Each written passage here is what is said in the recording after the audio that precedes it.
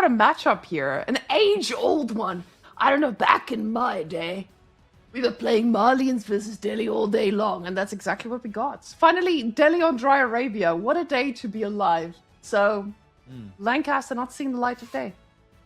Malian versus Delhi. Isn't this what you have to look forward to if you get back up to Conk and you queue into May? Like, this is just going to be, like, the whole experience for you? I think I've only gotten him on ladder once. And let's see if Valdemar is as good of a Delhi as May, because apparently May getting number 2 on the ladder with Delhi. Valdemar has some big shoes to fill. Well, Valdemar got top 10 with Delhi only, I think it was. He done this challenge like last year. Yeah. Wow. That's hated not bad. Oh, I can imagine. I can 100% imagine that. Now, Dry Arabia with Decivilization, I mean, there's not much to say. We've seen them all there, but for the rest of the draft, we'll take a look at that after the first game as the timer is running out. But I want to point out we had some different bans this time. And when I say some, I just mean China. That's it. That's the only other difference. Wow. Yeah, they trumped it up. There's a full China ban going on. It makes sense. Like, Valdemar loves China. People call it signature civ. I still think it's a bastards for him. Scatterbrained also, respects and understands the Chinese value. But like Macedonia's getting picked again, Sengoku makes it through, Knights Templar being drafted, and all that sneaky Ottomans, it crept through. But this time we do not have front range, so only Frisian marshes for some trauma. But let's go with our Malians versus Delhi. Now, our final Scandinavian player for the day, Mr. Valdemar, you're playing on the Delhi.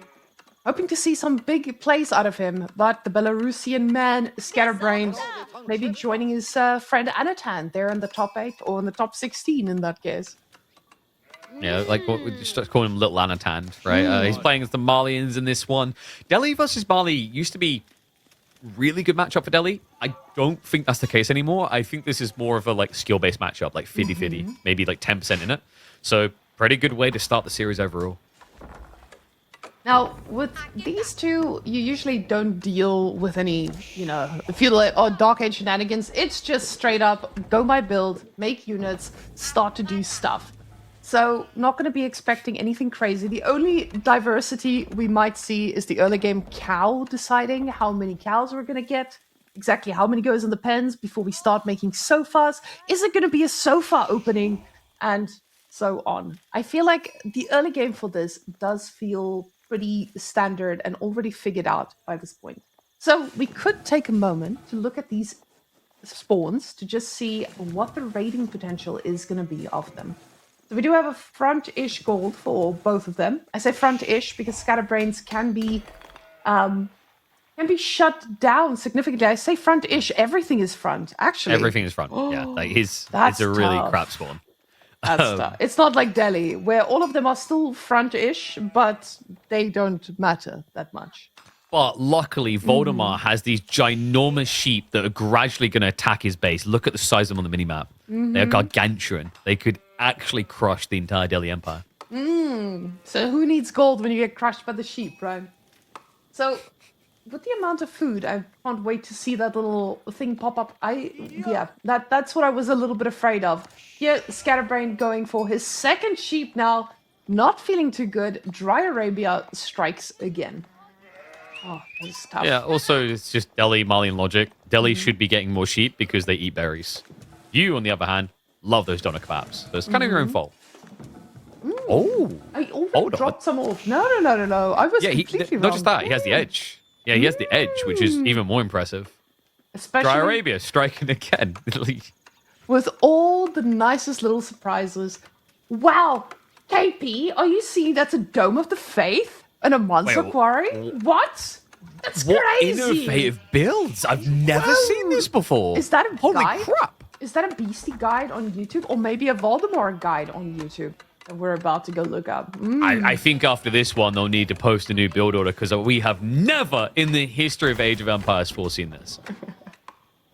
Now, with Valdemar's gold stacking up, we're going to be expecting to see a cow or Valdemar's cow. Oh my goodness. Scatterbrain's gold stocking up. We're going to see a cow or two coming out. And already I have lost my mind just looking at these flags all day long. I'm actually quite surprised how much stamina you need to keep the conversations going, KP. I don't know how you do it every single day. It's intense. It's like it's You your just go off job on or something. monologues. Okay. Yeah, it's just you just go on monologues. Like, all right, it's really time to talk about the cow economics in Europe right now. I mean, the price of beef is just going through the roof, which is impressive because cows statistically are one of the heaviest animals. I don't know how they go through a roof at all. You need a pretty powerful trebuchet to achieve that. Speaking of trebuchets, not the quickest way to try and end a game in Castle Age. You know, the thing about Castle Age, it seems to be where most players are trying to go, but inevitably on your route there, you have that kind of tickling, that ickling. Do I go 4 TC, 5 TC, 6 TC? Then you realize you don't want to be in gold anymore. You want to be conk. So you follow the meta. You don't do any TCs. You fast castle and then you pick up the relics. And then after that, you realize that actually you should have built a feudal army because feudal pressure is really good. See, it's just random rambling. That's just literally what I do for a living. Wow. That was actually quite impressive. I'm really surprised you have so many thoughts going on at the same time. And that's not a diss towards you. That's not me. It's more like the ADHD brain of like, no, it's not the many thoughts. It's just like there is a single like conveyor belt of thoughts that pumps out one at a time. And you know what it is? It's like you play those little jelly bean games. You just like you don't know what jelly bean you're gonna get next on the taste. That's what's happening. So that's KP in a nutshell. Got it. Okay. So guys, apparently just tune into the inner voices. So I'm a dog hearing loud sirens. That's all it is. We do see our first Ghazi on the map. And KP, I know you don't want to get too excited, but that's not a stable opening. That's a barracks, hold on. guys. So yeah, it's the fourth goal, right? Like he's freaking out a bit. You could have technically went Sofa and poke raided a bit because your opponent has fourth gold too. The only issue is like Ghazi, you're a little bit faster, so it tends to annoy the crap out of you. But presumably this is going to be Donzo Sofa versus Ghazi Spear. Okay. So we're still seeing same old. Okay, but we do have 2 Donzos in queue. Great, love that. Scatterbrained already has that second gold pit mine up and running, which means he's going to have that trickle, really feeling nice. But the Ghazis are going to be able to raid around just a little bit. Now, there's no outside sources where you can actually do the damage you want, but we can see that those Ghazis are doing the damage they want, and it's right on top of the scout. When you deny the vision, there's not much more to be said about that, and that scout has just overstayed his welcome. That is true. In the events you're attacked by someone much bigger than you, the most effective course of action is to rip their eyes out. You were wrong, KP. I just want to point it out. So, wait, he's going archers? Okay, so he's reacting to the Donzo dude. Well, we had this earlier, and we saw it was Donzo Sofa versus Ghazi Spears, and I'm pretty sure Malians came out ahead of that. That was the Kilyadi game. Okay, so Valdemar of a different mind. Valdemar taking a note from that, ensuring that he does not make those same mistakes, and going for his own archers. But the thing is, when you're up against Malians, it already feels so tough going for archers, because they just have so many answers to what you can produce. Now, this archer's already coming on out, and we're going to start seeing those sacred sites being captured shortly. So far, being the first horse on the field from Mr. Scatterbrained. Another scout also in production, as without vision, you are just a mere blind man. Yes. It's the Kill Bill scene, your eyeball has been ripped out. So, like, the problem here, like, conceptually I get it from Valdemar. If he hides the archers, this can be really good. But, like, the risk is if it gets seen, great, we're doing Donzo Javelins. El Clasico, right? Very strong with feudal age. Like, this is kind of the contradictory point. Whereas, what I've been seeing recently is, like, a lot of players prefer to just melee blob. It's just less micro. The fights are just kind of, like, dented approach, whereas archers requires pristine fire in the chaos.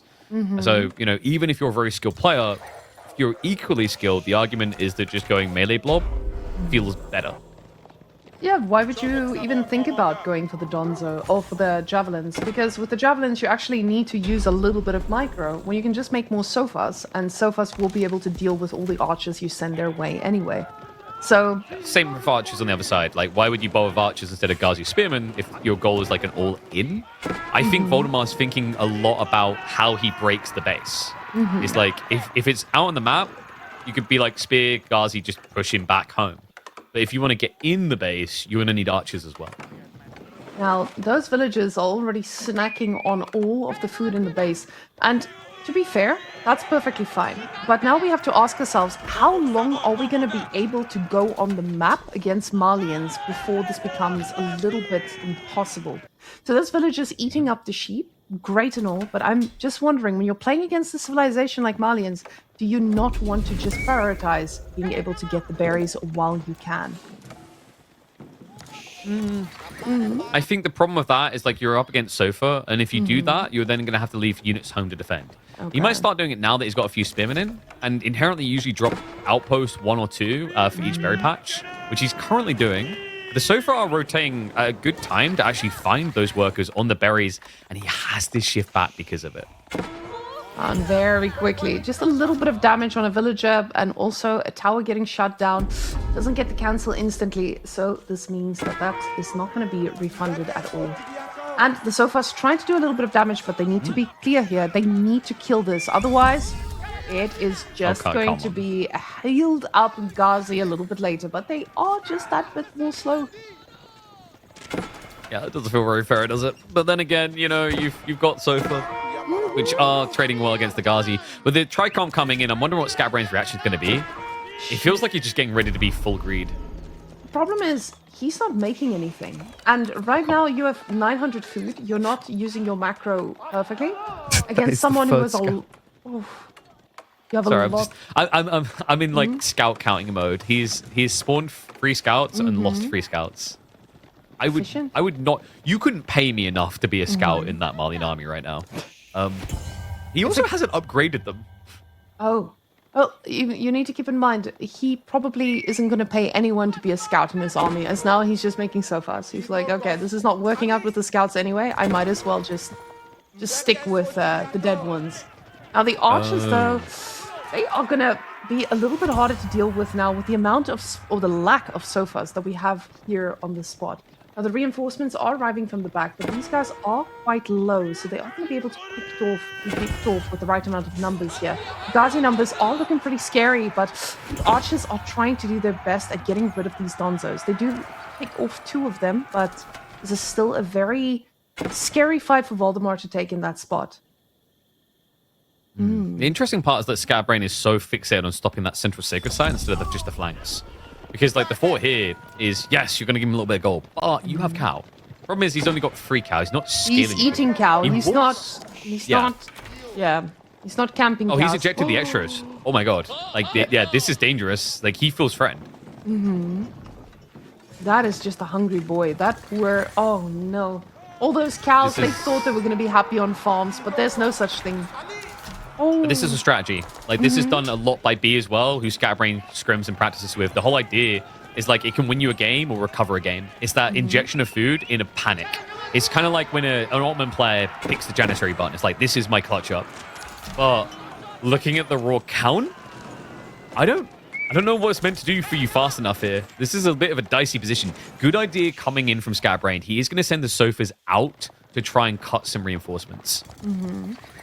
The problem is with those moving out, it's just going to make sure that the whole base gets destroyed. He does pick up a spearman here, but a lot of damage here on the sofas as well. A few Donzos also paying the price here at the back, and he's just trying to reinforce in his base. Now, this is probably the best he can do for now. He doesn't have a lot of archers to make this happen, but the sofas now, they can go and look for some villages as well, ensuring that all of these units need to go and respond.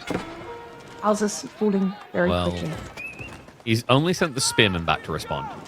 So he needs a second wave of Sofa here to beat this fight. Like, there's a weird divide and conquer strategy that works here for Scatterbrained. He's going to be raiding towards the berries. Valdemar, old man reaction speed there. 5 extra workers. We'll be able to get through most of them. 2 are going to be going down. And the Sofa barely take any damage. This is actually a pretty good position for Scatterbrained currently. Like, considering how things looked a moment ago, he does now have the ability to chase back across the map and cut this army down. And this feels like a pretty good spot right now for Scatterbrained to be able to do some damage. The Sofas are there on the front with no spears to support them. Ghazis are going to try to make a little move backwards, but very, very quickly getting plucked off. No spears to reinforce this army, and the spears were critical as part of this composition. Them chasing the other Sofas, just quickly giving Scatterbrained a little bit of breathing room. The surround came. Wait for it, though. His spearmen are coming in just behind this. There's a bit of a gamble. Scatterbrained does try to fish for an easy kill. Gets out just before the spears arrive. This is a really chaotic approach to the fight from both sides. Like, neither one has a safe flank with the way this is playing. Now he is trying to get that gold economy up and running again. The second pit mine has been doing work this whole time, but the cow numbers are not increasing. He is just making units with everything that he can. So far, eating up every bit of gold that there could be. So this passive food is not going to be trickling like they usually do for Malians. Oh, the Sofa's also getting a little bit surrounded here by Valdemar's Ghazi Raiders, but doesn't notice and doesn't pick off too many. Yeah, very slow reaction there. That would have been a fish that would have gotten probably 3 Sofa kills at least, which is a huge edge to start building. Need to soon, because the Sofa can become quite threatening. The Spearmen are catching up now. Scatterbrained going to have to kind of cover fire a little bit on the retreat. Otherwise, it's going to start hemorrhaging infantry. Body blocks against the tree line. That does buy a bit of time, but a pricey endeavor to keep the infantry alive. More Sofa going down. And Valdemar back full in the face of Scatterbrained on the edge of his base.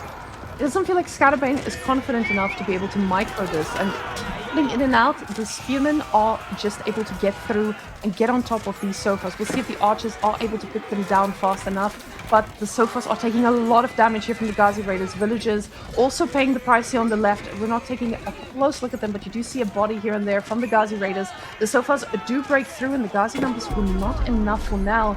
The push is happening. The thing is, this is not a normal Malian push. This is a Malian push that just want to fight, but with no backup economy. So you can't just fall back on all those cows that would have been in the pens by now. Yeah, but there's a bunch of spears really missing from the equation here. Like, he's got 9 spearmen. I think he might have been holding a few back towards his economy just to protect them. So actually a great hold by Scatterbrained. Kind of a crazy one with the way that played out as well, because it looked like Valdemar was about to break him. Even got a great step micro where he initially just pulled the Ghazi back an inch so that they weren't being contested by like spears anymore, and then it let his own spearmen through onto Sofa. So it looked like that was going to edge out the win, but Scatterbrained still remaining competitive here. Like, the military count is very deceptive. You have to remember there's 13 scholars. This would be the point for Valdemar to leverage that. There's no text left for him to get. Now, with this army, he's got all 3 sacred sites, so the gold trickle is going to look a little bit nicer, but we already see siege engineering being researched. So, one thing about the latest patch that I'm feeling is when your army is dealing with rams, they used to not focus fire the rams and go for the units instead, but all of a sudden, it feels like even the ranged units are sometimes just derping right into the rams. So definitely something scary to consider here when those rams start joining the party, but the Sofas are on the opposite side of the map, trying to get a little bit of aggression. So hopefully for him, there's no spearmen here to defend, and that is the case. So he's going straight for the tower, forcing the army to either attack or move back, and it looks like this is going to be attack. It's going to be painful, though. 1 Sofa down already. This is the thing. Double tower doesn't really care about feudal Sofa unless you bring a lot. Scatterbrained, he brought enough to encourage Valdemar to go in. Dicey defense opportunity now for Scatterbrained. He only really has archers here. Villagers being scrambled away from the tree line. Nice choke point hold. This is the only way you can really defend this, because as you were out meleeed, if you go any deeper, it'll be a surround. So Valdemar will have to retreat.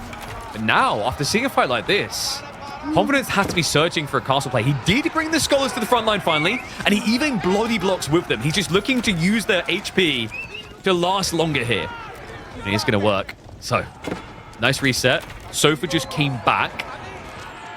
Stopping that pro scouting as well. Now, the Sofas do get on top of the scholars, but the scholars are taking a lot of hits to get picked off. You see the archers just trying to get on top of the spears. He's trying his best here. Sofas focusing on a few of those scholars, and pretty nice to pick up, but at the same time, it does give a little bit of more breathing room for the rest of Valdemar's army. There's more spears being reinforced. The problem is just, is this going to be enough? Scatterbrained does pull back, but this time, he does have a few cows in the pen. It's still just not... He has tier 2. He has tier 2, so like his food income is ahead of Valdemar. Like, the problem for Valdemar is, like, I'm wondering now, is this scholar timing this pull a little bit late? Like, the problem is the Sofa count is really threatening at this type of stage. Remember, scholars suck against knights, because the burst damage makes it hard to heal, but also you aren't tanky yourself. Like, it's one of those weird units where, when you think about the dynamics of feudal, if you take heavy cav out of the equation, you took horsemen, you took archers, you took spears, scholars are a little bit broken, because they just don't die. But against knights, they evaporate.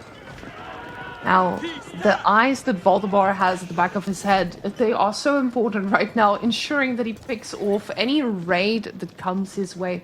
Those sofas have been annoying, but they haven't really done any damage. He just needs to make sure he gets the low HP ones who overextend just a bit. We do see, with the amount of food income here from Scatterbrained, it does feel okay, but at the same time, he can't make anything with the food. Because you are in a position where you just have food, you have nothing else. So all the villagers out there at the back on the deer, they need to get on something else so that he can start producing absolutely anything. Yeah, I mean, he could sell a little bit of food to get the gold balance back in, which, when as a Malian player, need to do that, right? It's kind of a weird position to be in.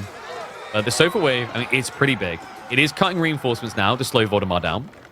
Valdemar really just kind of stuck here. I feel like if he has to go home, doesn't look good, because you can see Scatterbrained would be ready to pull on a tech up. And with all those spears moving back, again, it leaves those archers exposed. So, but he moves wait, what? into the spears. That was an A-click. That was an accidental A-click. I think he was clicking back towards the base with A-click behavior and just headbutted the spear wife. What? And very quickly loses a ton of them that were so expensive to reinforce with. Now, 5 cows for him to put in those pens, but still not a constant production of units here because he's just pushed off of all his gold. For this forward spawn, the gold feels close to impossible to get. And honestly, there's not even like a sneaky gold that makes any sense. So this man is in a pretty tough spot. Yeah, we called it at the start, right? This is like a horrible Malian spawn against a Delhi player. And Valdemar's now flexing why. We have got the sofa just waiting at the back for a dive in. The spear wave is still big. Really big, in fact. He needs to get the perfect split, which is hard to achieve here. He's going to dive in aggressively with his archers to try and get a trade out. Valdemar will have to reset Scholars again. He just body blocks it, so the archer shots need to be fixated on the spears one by one. But the skull losses here for Valdemar Pretty big. pretty much sacrifices the potential for a castle play. Now, losing all those scholars, it feels pretty tough, especially when you're not getting all the gold trickle from these sacred sites. But the fight comes back in. The archers are target firing all of these spears. We see the spear numbers plummeting, but at the same time, there's not a lot of sofas to go around, and they're not that replaceable. Scholars trying their best to heal absolutely everything, but sofas fighting back so well. Spear line spinning, though. This rate is just going to be archers left there on both sides, but the sofa count is still so high. Valdemar needs to sack his spearmen quick just to get trade outs. This is looking a bit bleak. Sofa wave mostly cleared out. Only a handful of spears left over, and now we're just down to a naked archer on archer spam. Now, the difference is between these two. One of these civilizations is going to struggle aging up. Actually, I was going to say both of them, because right now we see the cows again being consumed. So much food income. And Scatterbrained... He's rushing gold, though. Yes, Like, he needs this. look at the economy. I wonder if like this is a weird game where Freeborn wins you the game. I was about to say, is this a Farimba? Is this the one instance that the Farimba would be the better choice? And when you don't have the cows, then yes, that is the instance. And that's exactly what he's doing. He's pulling back all his villagers. He's getting Fulani. It's going to be Fulani anyway. That's going to be an empty Lani. That's not it's a Fulani classic. at all. I've seen this before. It's just like, it kind of shows you how bad Farimba feels in the eyes of players, right? That like, this should be the game. You have no ranch cows, and he still goes Fulani. Yeah, he feels like he might have an opportunity there to get the Fulani eventually.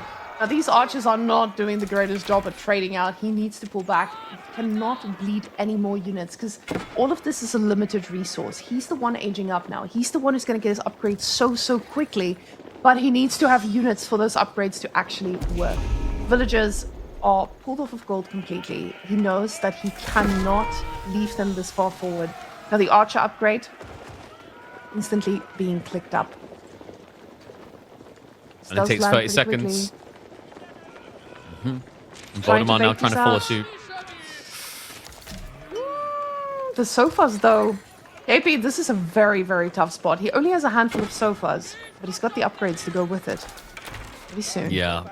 There's a lot of spearmen, though. That's the problem. You can't just, like, hard commit, necessarily. You have to try and thin the spears. But this is going to be a big deal. Really think Scatterbrained should be looking to ranged armor, too, considering just how many archers Valdemar has. And Tech Up is now on the way. House of Learning just 30 seconds away.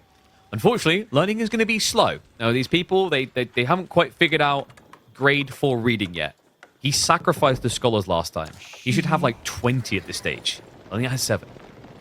And that amount of scholars just results in very, very slow researching. We can see these sofas edging forward. He wants to stop this army because the problem is when you're playing Delhi, your upgrades take forever, even just your veterancy. So these sofas are now Castle Age variety, and they are going to hit like trucks. One war elephant to rule them all. That's the idea for Valdemar. Men at arms as well to just stick out his line a bit against this many archers, make it hard for them to break through. It's Scatterbrained. Just play it wider, right? Like, think about the food state of the game. At this point, deer plus 2 farm clusters. That's really what Valdemar's got to work with. Archers are going to hide in the choke point in the gold. Not ideal. He's outnumbered, and you'd think that archers win, but that's not the case. Feudal archers will just still overkill you here, so Scatterbrained has to step back. Valdemar will survive. But Scatterbrained also not sitting in that Malian's economy where you just can remake these constantly. You see the sofa production is limited. And now the elephant joining this party means that this is a ticking time bomb. And it looks like Valdemar's army is going to be strong enough to push this back just with the presence of that elephant. You see more sofas in queue, more archers in queue. And the farming eco is set up for Valdemar, which is actually pretty crazy considering you're playing against the man with sofas. I'm deeply concerned that Scatterbrained still has not got cow going into the Fulani. He's in such a panic. They get ejected. They don't even move over to a mill before he eats them. This is a weak Malian eco. You can see by the fact they're at 465 food income. Valdemar is doubling that. And really just think about what the answer to War Elephants is. An answer that Malians... No, right? it's crossbows, right? Like, crossbows is the best answer. But you can't build those as Malians. And he realizes this. He knows I need to find a way to do some other damage. So with these sofas, the problem is they now get spotted by these towers. So this is not going to be a surprise. He's going to know to move those villagers from the farms. He's going to know where to react. And apparently the sofas just decide, hey, the mining camp is the target here. Trying to get the army engaged, pulling them back, and giving him a little bit of breathing room, possibly, to stay in this.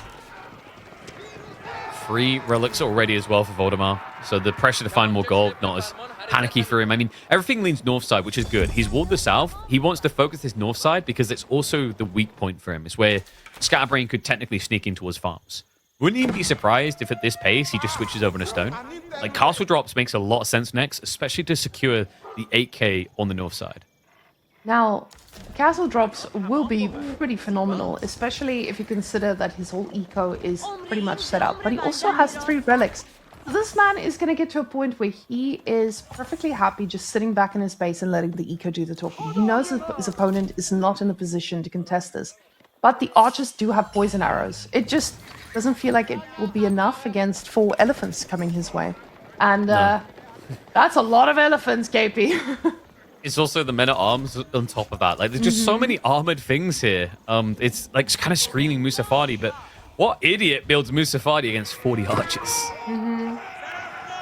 Now, those Ghazis, he's only got a limited amount, but it is going to be enough to scare him off significantly. We see the elephants trying to get a little bit of a connection. He realizes that is a bit too many. Archers need to be kiting backwards. Sofas need to run for their lives. With these poison arrows, he might be able to pick off a few units, but this is not a fight he's ready to take.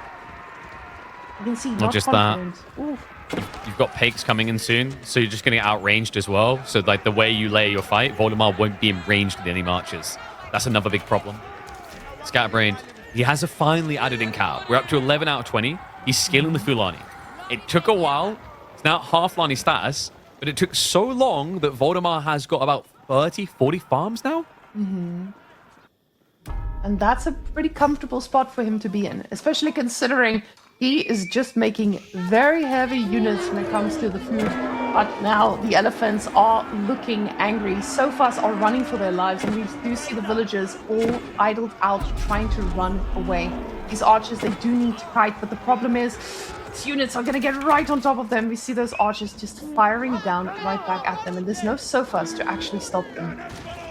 You're running out of places to hide. Like, this is the problem. War elephants, the way you deal with them is you keep them defending. Keep raiding, keep raiding. And that's why Scatterbrain is now trying to intercept. Like, this is the only way he's going to reset the problem. Unfortunately, there are a few elephants already moving back, more spearmen coming. He could just push with the 3 war elephants. Like, Scatterbrain's archers still don't clear that threat quickly. Now, Wait, is he getting a castle? Where? Scatterbrain is gathering for a castle drop. That's how at risk he is. Yes. Wait, 62? Wow. Oh my god.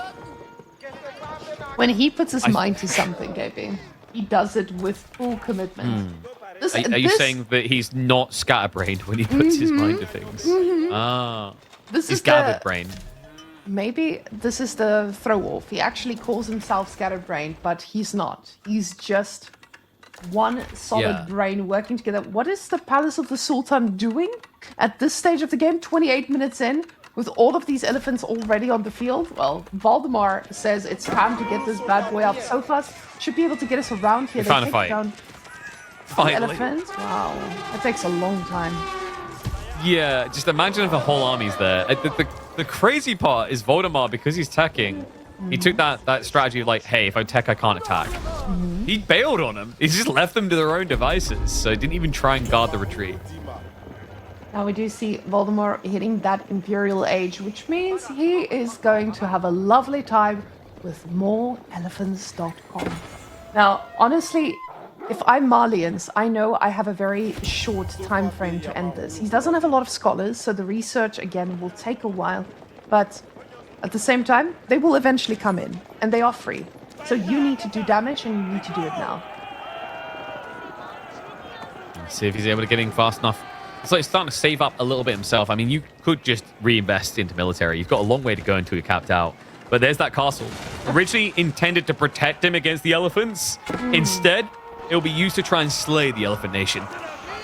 The Elephant Nation might be able to resist quite a bit here, as they have a lot of choke points, and the Sofas don't seem to be able to get on top of any of these units. Neither will these units have the ability to kill anything, as they're not kiting running backwards for their lives. But the keep is there to protect. Hey, Mariko, do you want to see what Delhi balance looks like? Let's have the observer just hover on any of those technologies. Oh god. That one's not too bad. Real tech speeds. Whoa. The point is, he only has 9 scholars. Like, it's really bad. He does have a little bit of time needed, and only 4 of them garrisons, so that just means those guys are not going to be able to inspire and make these faster anyway. Scatterbrained getting more and more gold, and almost having a full, as a 3/4 Lani at the moment. It's filling up, though. The tank's almost full. I mean, compared to where he was when he first built this thing, like, it is infinitely more impressive. And on top of that, we've now got Trebs. So Scatterbrained is just going to anchor himself here. It is a full commitment. He's not rushing the Imperial, but if he reaches 200 pop, that does give you a follow-up play into another castle. The problem is just, you're expecting him to go for that, but what does it give him?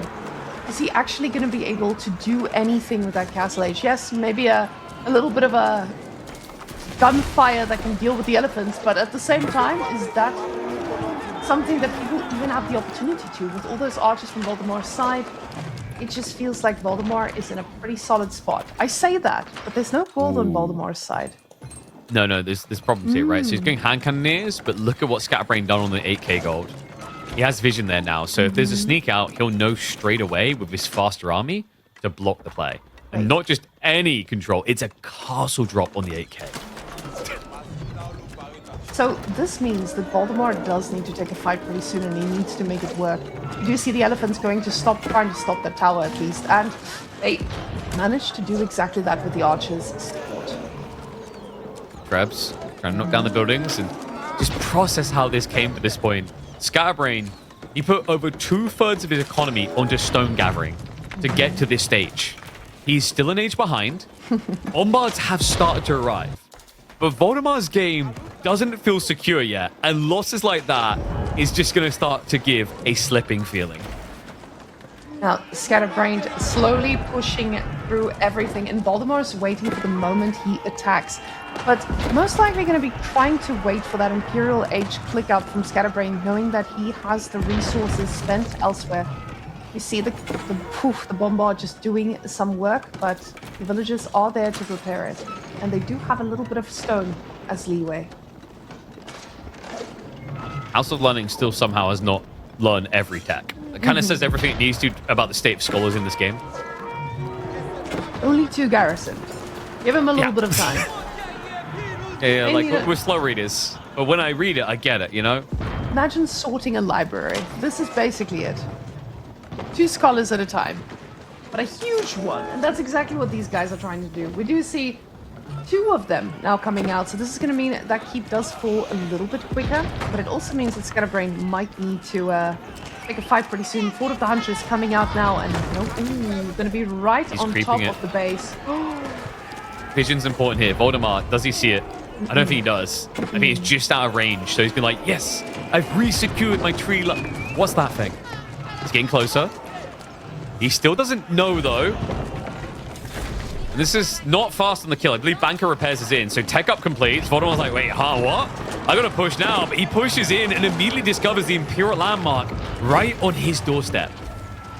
And this is exactly what Scatterbrained needed. A little bit of an overcommitment here so that he can try and pick off a few units. Valdemar is going to be able to replace these units, as we do see he has a lot of resources there in the bank, but are they going to arrive here quick enough? Villagers desperately trying to repair this. So far should be able to get on top of the bombards now. They do feel a little bit stuck there. The archers... They're stuck? Yeah. What? Very much. Yeah, they're trying to burn through the wall. Archer's going to get the body lock spears as well. I mean, Trev, they spent the whole time trying to snipe bombards. I wonder if just sniping houses would have been better. Just try and pop lock him.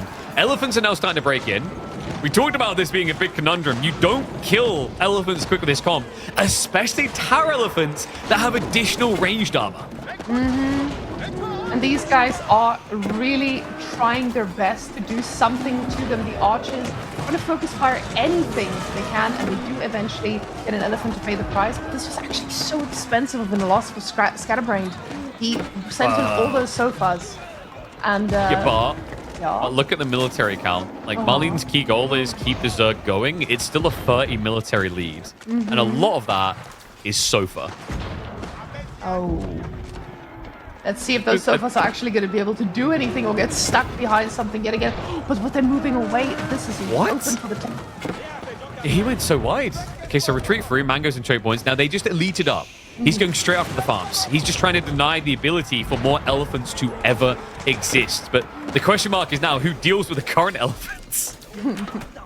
Hoping that this is going to be a keep answering to all these elephants. Sofas, again, being pulled back, so it feels like he's trying to commit to the one, but having to pull back for the other. Not too sure. And now, finally, we see where the name comes from. KP, I think, finally, we can call him Scatterbrained. He's scattered. Yeah, but not till it wins yet. Like, keep in mind Valdemar's goal situation. This comp that he's building into, hand cannoneers gradually, mass men-at-arms, elephants. The gold has to come from somewhere. He's running out on the 4Ks. The 8K is blocked. If Scatterbrained just scatters this game into the hour mark, there is a big concern about how Valdemar is going to achieve more resources. The other thing I'm wondering is if Scatterbrained is trying to play a long con to get into adjustable crossbars. If he is, he might want to do a better job of protecting those mangoes. Now the bombard that he has, the mangoes are trying their best, but that singular two bombards he has, they need to start firing at these elephants. These elephants are just living their best life. A ton of villagers have already been unoptimized here, I would say. Why are elephants like why? Just but just they've got upgrades now, KB.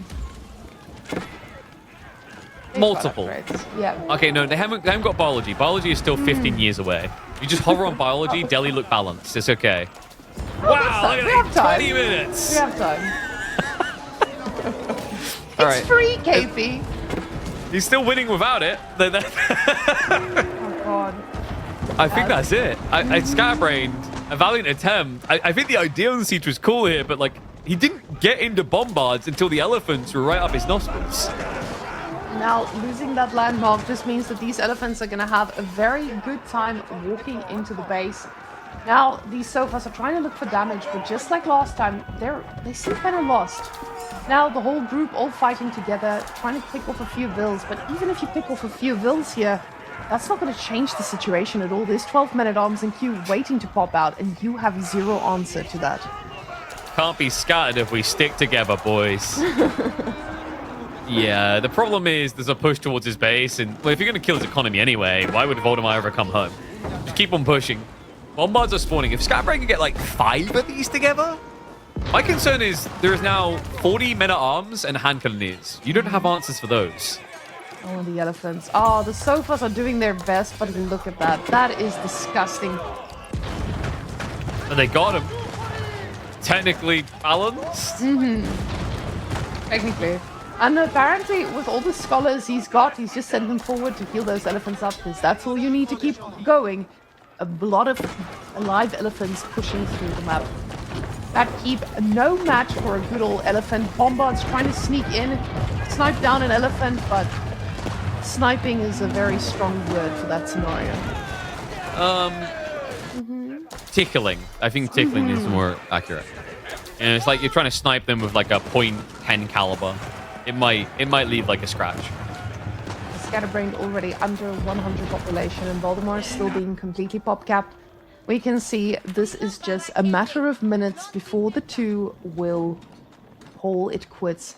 Scatterbrained, though, he still makes sofas. Ooh. Sorry, you're just so funny. You're like, oh, he's going to call it now. Oh, is Scatterbrained known for staying until the very end?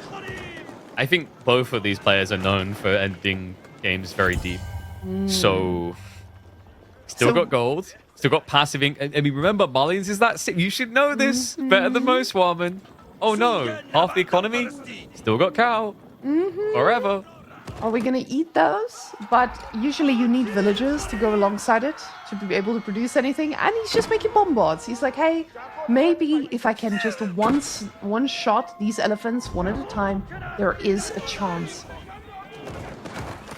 It's not a very big chance, but it's a chance.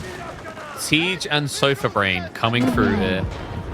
I mean, it's basically your best hope. The workers are rushing out for more gold. I think actually you need more wood at this point. And we have a lot of sofas just pushing these poor gulans around. They just want to go kill cows. Come on, man. Now you're just pushing them around. Why does no one ever use march, like, you know, force march in these situations? They never do. I don't know if he has forced march considering his research speed, actually. He might not. The elephants are trying to close in on these bombards. They know that's the one counter to them. More bombards. So let's see if they're going to turn around, snipe another elephant. Up. And we almost got him. We took out 3 of his legs and his trunk. He does still seem to be moving, though. What's pretty crazy is the fact that 4 bombards can't take 1 elephant. That's pretty wild. And these hand cannoneers are making everything disappear. Oh, we see everything just being pulled backwards. Elimination victory on the way. Looks like these bombards are not long for this day, as the sofas are trying to be a front line. Bombards trying to move back, sniping one elephant. It's to kill them. Oh my goodness. I keep it's okay, saying guys. We've almost killed a second elephant. Oh, there we go. Okay, maybe get the 3rd elephant now. Oh, we're 1 shot away. Can't quite finish off. Bombards now turning onto the TC. Meanwhile, Scatterbrained's bombards scattered to the winds as the elephants have started to reach them, looking for their vengeance to prove that they are the ultimate predator in this jungle. Hand cannoneers clearing out the repair crew as the town center no longer has repairs actively coming in. This is the end. GG called. It took 42 minutes to get to this outcome, but we can confirm that due to natural evolution, elephants do beat cannon. And that is just because elephants went through evolution. And elephants, I was going to say cannons are man-made. I almost said elephants are man-made and cannons went through natural evolution. I don't know if they're that close to extinction that we have to help them with the breeding process that much yet. But maybe they'll go the way of the panda in the future, but not today. Valdemar able to eke it out in the end. I mean, you just see how obnoxious it is, and he still didn't even have biology at the end of that. Like, it was only 18 minutes away, KP. Calm down. We need to give it some time. It's free. Remember, it's free. So that's true. And just without it, still the elephant's done that. That's pretty wild. Is there any answer to elephants in the late game then? No. No, never mind. There is none. I just More realized I cannons. answered my question. More cannons. More cannons. More Technically cannons. crossbows, but like you just should have gunners at that point. Like gunners is like your, because the problem is you don't have crossbows as Malians. Like the snowball factor comes in castle because you literally do not have the good counter to the elephants when they're small in count, and when they get big in count, melee answers suck. Because like you know when you see people argue the solution like, oh yeah, you know like a tower elephant isn't OP because if you build 10 horsemen and surround it, it just dies straight away. Okay, I want you to think of the surface area available when we go from 1 elephant to 2, and then 2 to 3, right? So like that's the problem. It's the same reason why Sipahi is so good in Ottoman comps. Is like twice as many are fighting in melee. So you know that I think that's the problem. Mali, they do have a way of winning against Delhi, but I almost feel like you have to be the more aggressive party to do so.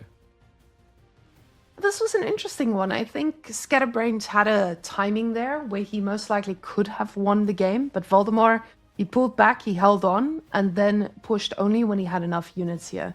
So the Sofas also here, when they were trying to go onto the bombards and got stuck, I feel like that was also quite a pivotal moment here, because this was just the fact they can't pass through. And then when they finally got there, they turned back because that's where they were needed at that point. So a very important part that you have to notice about pathing all the way through. So I'm pretty sure he can get through there. I don't know what happened. I think he just didn't try to double click through. Like it might be the stealth bug or whatever. Like sometimes a forest light that's been cut through, you don't have vision in. So he might not have realized he could walk in. He just thought there was a wall. But yeah, he's a critical moment. It, like loses that castle, and once that happens, everything just kind of snowballed from there. And this was pretty rough. I feel like this is one of those games that just exhausts you and makes you realize that whoever makes it through here, they are not just the better player, but also the most emotionally strong player out of this, because this would break me. Either way. Doesn't matter if you win or lose this. This game had no winners. This just had exhaustion. It's just like, I thought Ugday was going to be reasonable length, and then I remember these two, and I'm like, oh, this is probably actually like a 9 or 10 hour stream day. And we just want to again say thank you to Chum for jinxing this for us the moment he said, oh, this is going to be a short day. And here we are, ladies and gentlemen, all gathered around the jinx coming through. But guys, we have Kawasan coming up, and we finally get to see more elephants. Wow. So, KT versus Tuklak. How are we feeling about Tuklak? The Tuklak's an interesting one. They're pretty good on shared pond maps because the fishing boats like means you can't be Dark Age rushed. I think maps like Frisian, for example, really good there. Spearman can't really deny you. Knights Templar, just as threatening, of course. A map that has favored them. Like, arguably, Knights Templar has been seen as a top 2 civ on Kawasan for quite some time. The one that is stronger got sniped out. Shushi is filthy. The meditation garden strategy is very, very hard to contest. Basically, they just rush a meditation garden. They get about 150 food on average in the center, and then they double dock drop and then just contest you. So yeah, like removing that was very smart. The Mongol snipe out, an interesting one here. I think like Valdemar was weighing up the potential that he would have got his Shushi through. Because Shushi versus Mongols really sucks for Shushi because you can't do that meditation play. Now, what do we expect from the Tuklak on a map like this? Because I know a lot of people are saying that Tuklak is quite good on water anyway, not just because of the Dark Age rush, but also just the economy. And because Tuklak really struggles once the food runs out. And on water, that's not really one of the biggest concerns, right? Yeah, they get also 5% more food on drop-off on fishing boats. That's a default factor, so it's already a nice little booster. But we'll see how it wants to open up. It's time for game number 2. And by the end of this one, we'll probably have the longest series of the day. Scatterbrained with the Knights Templar, Valdemar to the Tuklaks, and it's going to be Tuk time to go straight into the docks. Imagine Scatterbrained is thinking similarly. Yep, villager already walking out. That one is a pretty interesting path going all the way from the top there. Or you can see it walking straight to the middle. And I'm pretty interested in why that could be. It looks like the villager is turning around towards the other dock. He's going straight for Valdemar's leg? Oh no. You can, if you're quick. Yeah. Just like the fishing boats, like if there's 3 fishing boats, they'll come snipe you. If there's not, then whatever, I'll get it up. And then you can play double dock still. So like, because remember also, Knights Templar have a quick tech timing. So arguably they should be able to reach Feudal faster than you. He thinks he's not seen though. Like right now, Scatterbrain's like, I'm so smart. Valdemar's greedy attempt at a ball pull has revealed that he's seen now though. I don't know if that was worth telling him. Now, with him having that information, sure, he's going to be able to react and know what's going to happen on this water. But we know that Knights Templar does really, really well on water, with them getting that little bit of food extra with this. We'll see if Takluk's economy is a bit of a match here, as the fishing boat is coming out too, to try and snipe a little bit on the villager. It does take a significant amount of damage here. This is the fishing boat factor. He's going to get it up, but it is going to cost him the worker. But Valdemar's going to want to move with the fishing boat. Oh, he didn't move ahead of time. That's so greedy. Oh my goodness, the villager makes it out alive. The scout is down, the villager's alive, and everyone is in shambles right now, except for Scatterbrained. Twitch chat, I know you guys are in shambles, but Scatterbrained, this man's not. He's like, not even close, baby. I think that the rough part is like for Valdemar, he'll know that if he just was less lazy with the fishing boat, he gets the kill. You want to shoot, move. Same as you would with a galley. Just always get closer to guarantee the hits. Pretty rough one. So, Scatterbrained, it's still -1 worker. But he's now going to be starting to prep for the tech up. It looks like he's not going to be fishing at all, which makes sense considering your opponent's fishing boat can shoot. So he'll probably just go for like a fast tech into an archer ship here. And now when you have to contest your opponent here on water, and I love seeing this. I love the fact that he's just going for this as fast as possible. Valdemar realizing he will most likely lose that water, understanding the difficulty of playing against, and him getting that second scout now just means that he is going to be an extra villager behind compared to Knights Templar. Now, Knights Templar already has a few less villagers, as we can see, but just the way the civilization crumbles. So, well, the Valdemar scout does not feel like it does too much damage just yet. But you see that scouting pattern from him? He's keeping it pretty safe. And that villager just chopping wood in the middle of nowhere. And that's the beauty of Knights Templar. You just get to be anywhere you want. Yeah, like if that villager ever gets seen, it is going to be the true -1 there, right? Like that's what I was expecting to happen afterwards. I'm like surprised Valdemar didn't circulate back there. He probably just assumed Scatterbrained would go all the way home, which would make sense, but this greedy mother ducker has hung around. I'm expecting Hospitaller here could make a lot of sense, actually. And Dome of the Or Faith. do you go... Ooh, see, this is... he changed his mind. He's going to go Kingdom of France. I wonder, because, like, Kingdom of France, Chevalier aren't too bad against Raider Elephants. And also, there's potential against the Heel Elephants if it's just, like, a cheesy comp without spears. Now, with Dome of the Faith being built with 6, we do have a pretty evenly matched timing for the age up, but there is a little bit of a pop cap issue we had there for a second. Happens to the best of us, Mr. Valdemar. But Scatterbrained facing that same exact thing. But now, luckily, with him aging up for Kingdom of France, his TC does not need to be producing anything. Now, the fishing boats are making a difference here for Valdemar. So we do have 5 versus 2. And because the age up is going to be so evenly matched, we're going to be in a situation where Valdemar can actually probably try and contest that water that is about to take place. That big fight. 300 wood now for Scatterbrained. He's ready to make ships and more. Yeah, meanwhile, Valdemar a little bit slower, so I don't know if we're going to be seeing an immediate Hulk here. Would make a lot of sense. It's got to be your assumption. Because, like, your opponent's either going Hulk or is going Galley. Like, Galley is good for harassing your eco. Hulk is the more safe. Valdemar agrees it, though. He does go fishing, which suggests... Galley, which suggests that he's building fishing out of the other dock. Now, Scatterbrained might just be focusing on having control of this one pond, which is probably a pretty safe bet for him. He needs to make sure he does not overcommit or spread himself too thin and not be able to secure either of these. And I think that's something he's aware of as well. Again, these players are not necessarily the ones that play water the most, but from all of these, I feel like Scatterbrained might have the most experience. Oh, Valdemar has the most experience. This is kind of comical. Look at the demo ship timing. He baited him in. This is actually sick by Valdemar. Scatterbrained, he needs to be ready to man the sails, but the fishing boats can stop him from activating that. Fishing boats are going to be pulled for the repair, so we'll dodge out in time. You can get a little bit suspicious there. The demo does still connect, though. Scatterbrained baited hook, line, and sinker.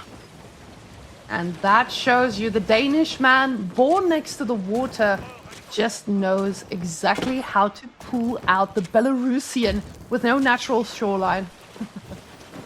Out here in a position I mean, that's he just does not have an answer. Yeah. Gotta bring up the state of their naval territory, haven't you? Poor guys. The demo ship also.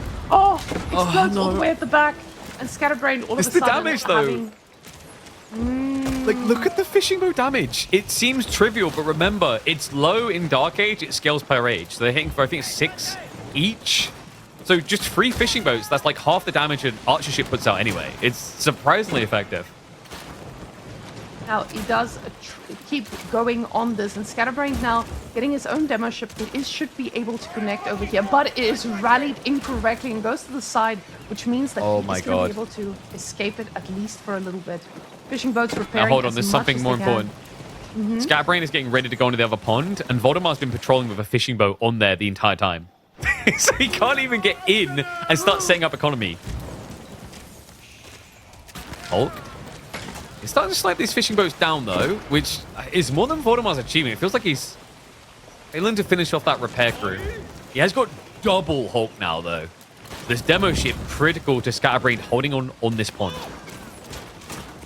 And the double Hulk is coming out to Scatterbrained as well, and that demo ship is looking for a solid connect, but he does have to pull back as the galley smacks him right in the face. Now this galley is getting dangerously low, but the fishing ships are Archer trying their ship. best. Just not enough. Demo has access. It's going to go in.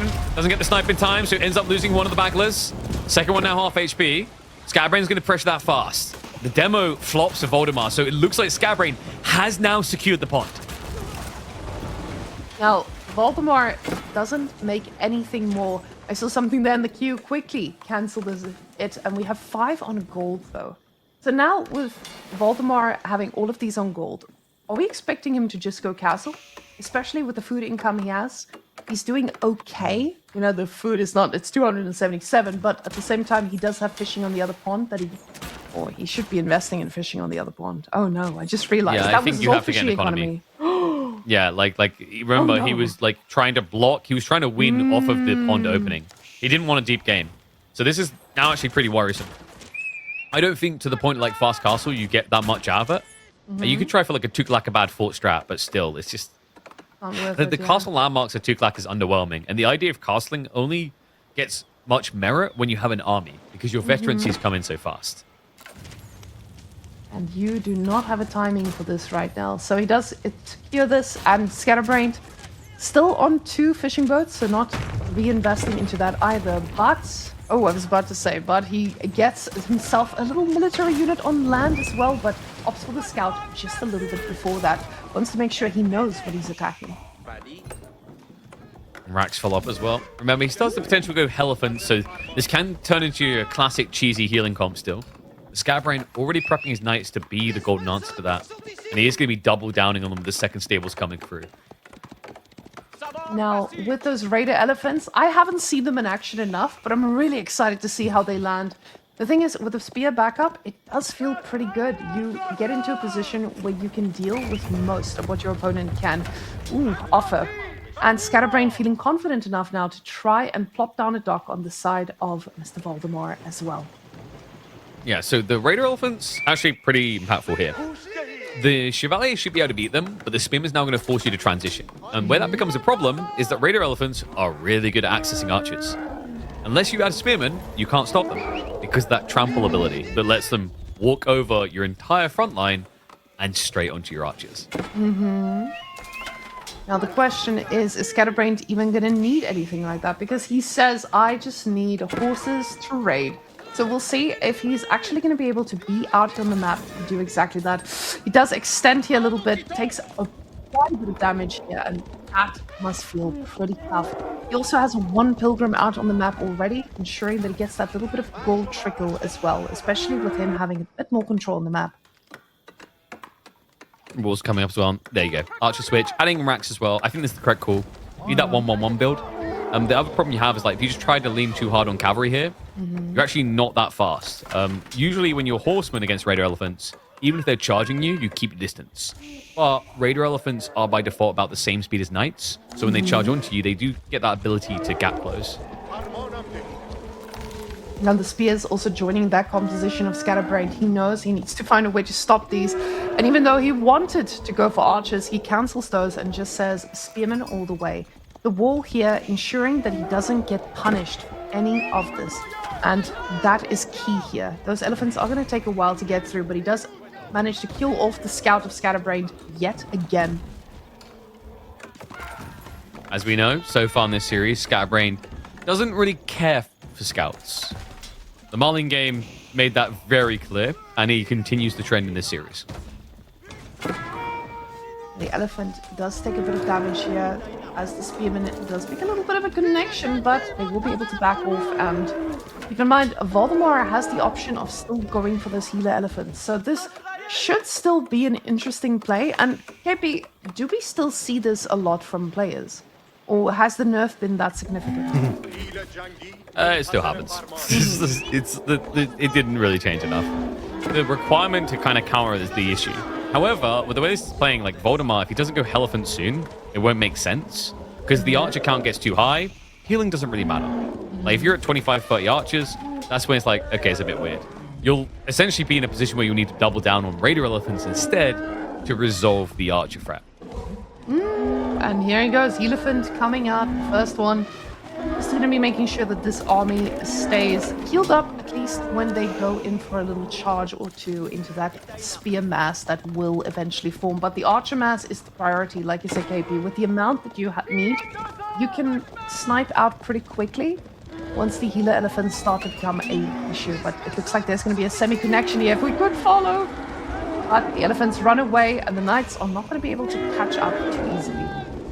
Just baiting him upfield. If he comes too close, you can turn around with a trample, and then the second wave takes over. Here we go. If he goes beyond the outpost, this is very dangerous.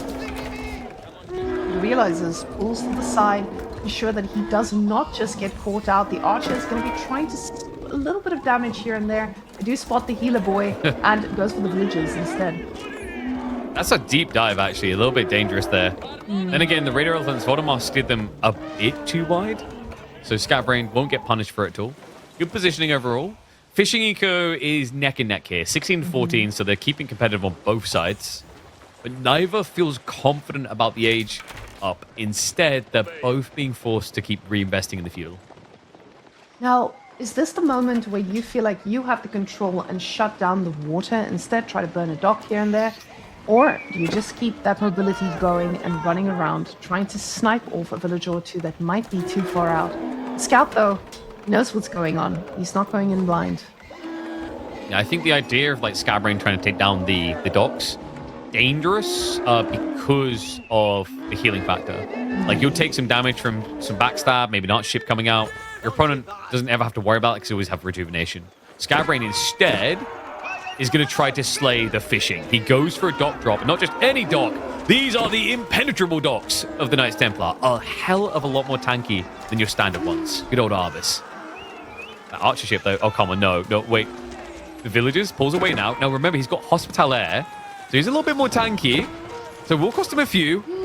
The fishing boat's not able to heal it. Valdemar a bit greedy with the repair attempt. And the Raider Elephants! What?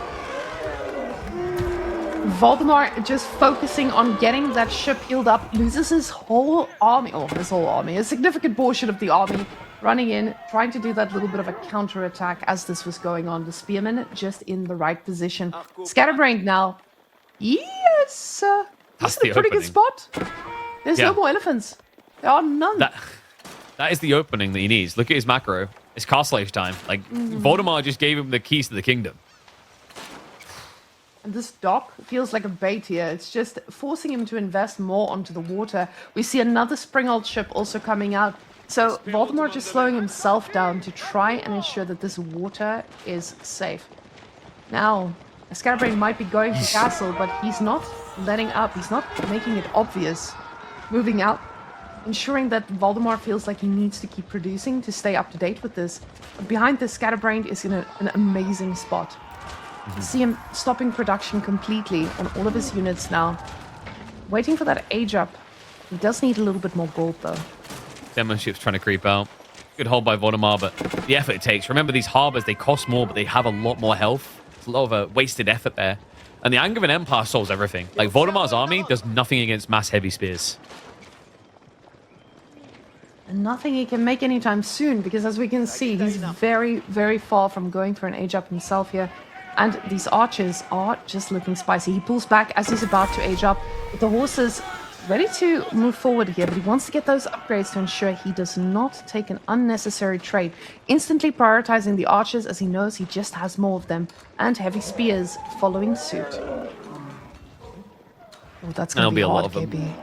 Yeah, like, this is the thing. Kawasan's such a good map for this civ for this reason.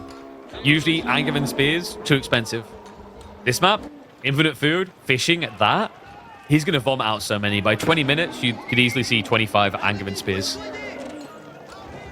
One villager stepping out too far. Villager kill count evened out, but this is not an even game whatsoever. You can see the healer elephant moving a little bit too far forward, soaking up a few of those arrowheads, and the raider elephant trying to get a little bit closer. The archer's still not doing a lot of damage here, as they are still in feudal age, but it's about to hit, and then this will hurt a lot more. It's just buying time. Just trade out, wait for the better army to come. Angevin spears can lose when it's just 5 of them against an army this big, but 10, 15, 20, that's the big question mark. Scatterbrained, going to brute force it now. Force the spear to the fourth side. And on top of that, remember, the Chevalier, fairly tanky at this stage. Will get bursted down eventually. Maybe an overly ambitious timing for Scatterbrained, but he knows that behind this, he has got better units. The problem, however, a trade like this will encourage Valdemar to now go castle. Yeah, this was a very, very enthusiastic engagement. With those archers, he was not he didn't have veterans yet before actually committing to this. And I wonder why. Like, what was his goal with this? he just thought that the heavy spears would be enough. But those heavy spears, they still take a lot of damage. With enough archers, you can take them down. It just takes a little bit more firepower. Now, he hasn't made a move for the relics either, even though he's been in castle for a bit.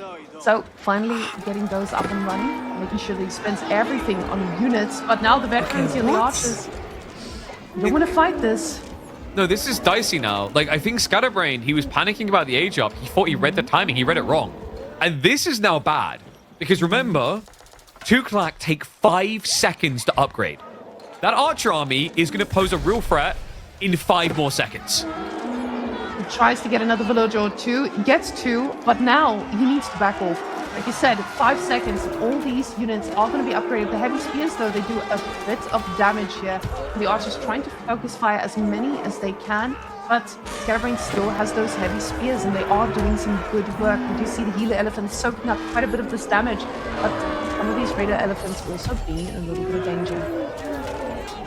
Yeah, it's starting to get the effect of the Angevin. This is the thing that I'm surprised he didn't wait for when he had the bigger army. He just thought he could block the timing entirely. Archer mass on the back, still looking pretty good. Now Scatterbrained, he's at risk of doing the same thing he just done. Trickling spears in. He needs to slow down, temper himself here. He's got Templar bros coming through and slipping in. Villagers are getting auto out. This should be the break point. A little bit uncomfortable for Scatterbrained, but the economy is still good enough to keep the critical pump going. And Valdemar, he needs to quickly get a solution to this. Crossbows just got queued up, but the first one isn't even out yet. You see some idle villagers there standing at the back as a horse had split through and gotten onto that whole economy. So now these guys diving the TC, but again, it could be a little bit optimistic here. With the crossbows coming out too, but still very low in numbers. He needs to be careful. And those archery ranges are very far forward. It's ridiculous. On that tree line, he must have found 30 workers. Look at them. It's just one Templar, bro, here or there. It's actually crippling Valdemar. I mean, Scatterbrained, that dive at first looked questionable. I wonder if, like, this went fully according to plan in a weird way. Like, Valdemar then techs and then puts himself in a weird bind. When the archers at first look so good, but the longer this goes on, he's lost that tempo. That 5-second window to upgrade was great initially. But now the question mark is, how do you get an army out fast enough here? Especially with your archery ranges being this far forward, it's like every single time something will pop out, and you see the front archery range producing, but every single time something pops out, it's going to get taken down just as quickly. One of the archers getting out and sniped down. Oh, yeah, other food for thought is look at the food income state of things. Like, it just went from 300 up to 1,000 again. I think Valdemar's been over-gathering his pond, whereas Scatterbrained has been balancing it out. It hasn't been burning brews quickly. So remember, the deep water, it is infinite, but it needs time to replenish. Templar Brothers actually doing quite a bit of work here, absorbing most of the shots and looking Just pretty one more decent. elephant. Hold on a sec. I think Scatterbrained has overstayed his welcome again. Just think about what happens when one war elephant comes out here. Angevin spears in choke points aren't really going to overwhelm. Like, that's all that Valdemar's waiting for. The one elephant to save him for the second time in this series. It might actually be a pretty good answer. The problem is just the food income is Here we go. plummet. Oh my god, look at the damage. He half HP'd a Templar bro straight away. So he's trading out with everything else. He's trying to seclude the war elephant, so he's got no assistance. He's still finding workers. However, somehow there was a creep out. Valdemar shifted onto the gold in the wood unnoticed. Now these elephants are just pouncing around are actually going to do a little bit of work. He does pick up a healer elephant here. Just doesn't look like Valdemar can keep producing without losing them instantly. We see another one getting picked off, and they are so expensive to replace. The war elephant needs to stay alive, but the spearmen are obliterating them. 1-1. Thank God. I was about to get PTSD. Oh, well, actually, it'd be post-traumatic elephant disorder. Like we saw some things in game number 1. It felt like he was on the verge of maybe slipping it through again, but Scatterbrained's slippery slope of Spearman will bring a bitter end to the Tuk-Tuk dynasty. So does this mean KT is still broken on water from this one instance? Well, who knows? With all that dock cost, it definitely kept him busy. Yeah, it's more like Scatterbrained OP on Broken on Water like that. Like, he played that opening really well. Valdemar, it looked like he had a huge overwhelming edge, but it just took one moment of pressure play. Like, Scatterbrained pushed him into the corner where the demo ship play wasn't available, and then just contested the archer ship so his own demo got access. And that's classic Kawasan in a nutshell, right? It's like that type of slip-up gives one player a whole pond advantage. It was pretty wild with what Valdemar did here in the early game on water anyway. This was wonderful, though the previous one was wonderful by Valdemar, but Scatterbrained just pulled it back on top of him, and that was phenomenal here.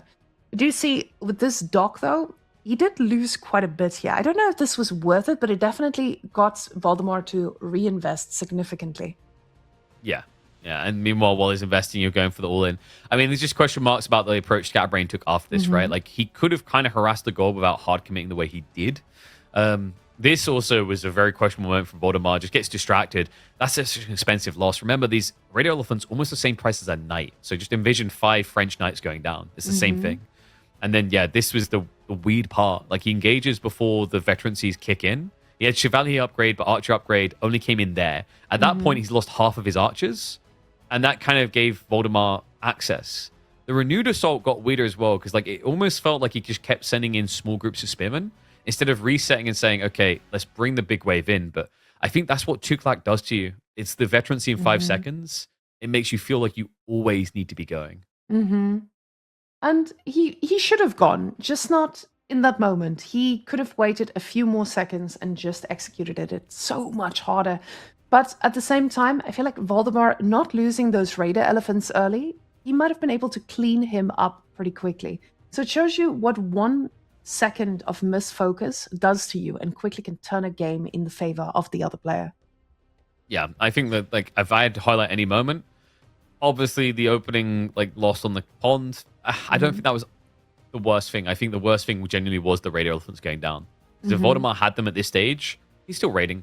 He's still out on the map. Like, that's a difference. And then Scatterbrained has to react to that, right? So he has to leave some spearmen at home, or he needs to, like, find a way of killing them instead of diving the base. And it gives Valdemar breathing room. Like, classic strategy when you're behind on military is raid, because you can't win the main fight. Now, both these guys are showing us a lot of fire and focus for these games, but oh my goodness, this is really showing us exactly how you can exploit your opponent's mistakes by just overwhelming them. So, we do have our next matchup here on Frisian Marshes. And ladies and gents, we have Zhu Shi, which is actually a civ that does pretty well over here. Not as great as Lancaster, but Ottoman's also not something that anyone wanted to deal with. So, we have Mongols versus nice little Zhu Shi gameplay. And this matchup, I don't really see it that much. How does it usually play out from your experience?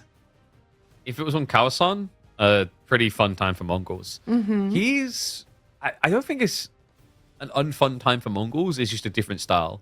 Like, Shushi's a little bit weird because it's a map about fishing and getting advantage there. You can go fishing, but the pressure play is what I'm worried about. Like, Mongols could just open up with spears here. So yeah, this is like, I'd say Mongols is in a better position on this map.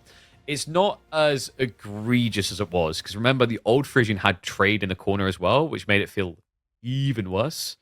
Like the best I've ever seen Shushi look on this map, it's not that they can't get wins, but the best idea I've ever seen was like an old school Jiangnan build where you just build loads of stables. Oh, I remember those days. But like the problem with that build is it's very hard to know when you're meant to go. We had a game, I think it was Dragavan done it. He built like 30, 40 horsemen. He never went. He missed his window and then just ends up losing the game because like it's very hard to read when you can kill someone in Frisian. Usually the way you win Frisian is just by pushing them into the corner and leaving them there for 5 minutes. Which is contradictive to what you want to do with horsemen. Now, with Mongols here, we do have a civ that does really well against civs who are on an open map. And I feel like this qualifies as an open map for Mongols. Because, of course, you have your Kashyyyks that you can go for. You also have a little bit of a Mangudai play. Very nice. That could be something quite fun, especially on the woodlines here. But at the same time, they take a while to get going. So now with Zushi, you also have something that can age up pretty quickly. I feel like Zushi just has so many answers, but at the same time, Mongols, they also have choices. So I'm excited to see which way it goes, but I see that your mind is already made up. Yeah? I think like what Valdemar might try and do here is like a Chug spear push strat. I think that's the best. Like, don't go docks. If you go docks, I think Mongols are gonna have a party on your corpse. That makes sense. That makes sense.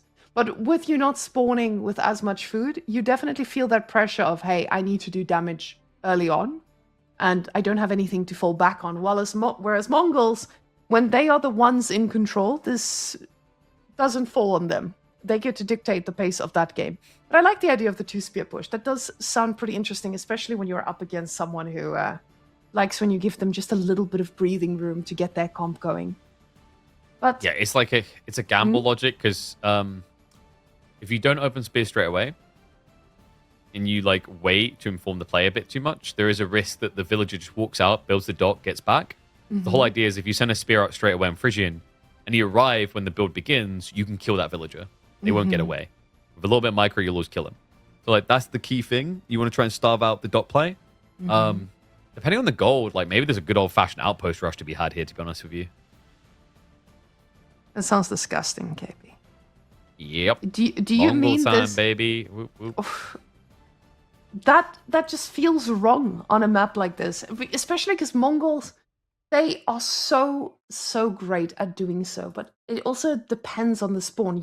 Very often you have golds that can spawn one dot away or one resource away from one another, or they spawn right next to each other. So that is the magic here. If they spawn next to each other, the value you get from this. But yeah, and the thing is, it's like old Frisian used to, you could actually get screwed by the RNG. Like someone could get back gold behind their TC, and you couldn't win. But that doesn't happen anymore. The new Frisian got changed specifically to stop that, from what I've seen, ever happening. There's always exposed golds. It's just a case of whether both of them are on the same screen. And in that case, Mongol will have an absolute field day with you if given the breathing room. I do see that the map we have here in front of us, I would love to see if it looks exactly that way with the red spawn there at the bottom with the double gold, because that would be the ultimate curse already predicted for Valdemar. So ladies and gents, let's go look at those spawns and see what the opening is going to be all about.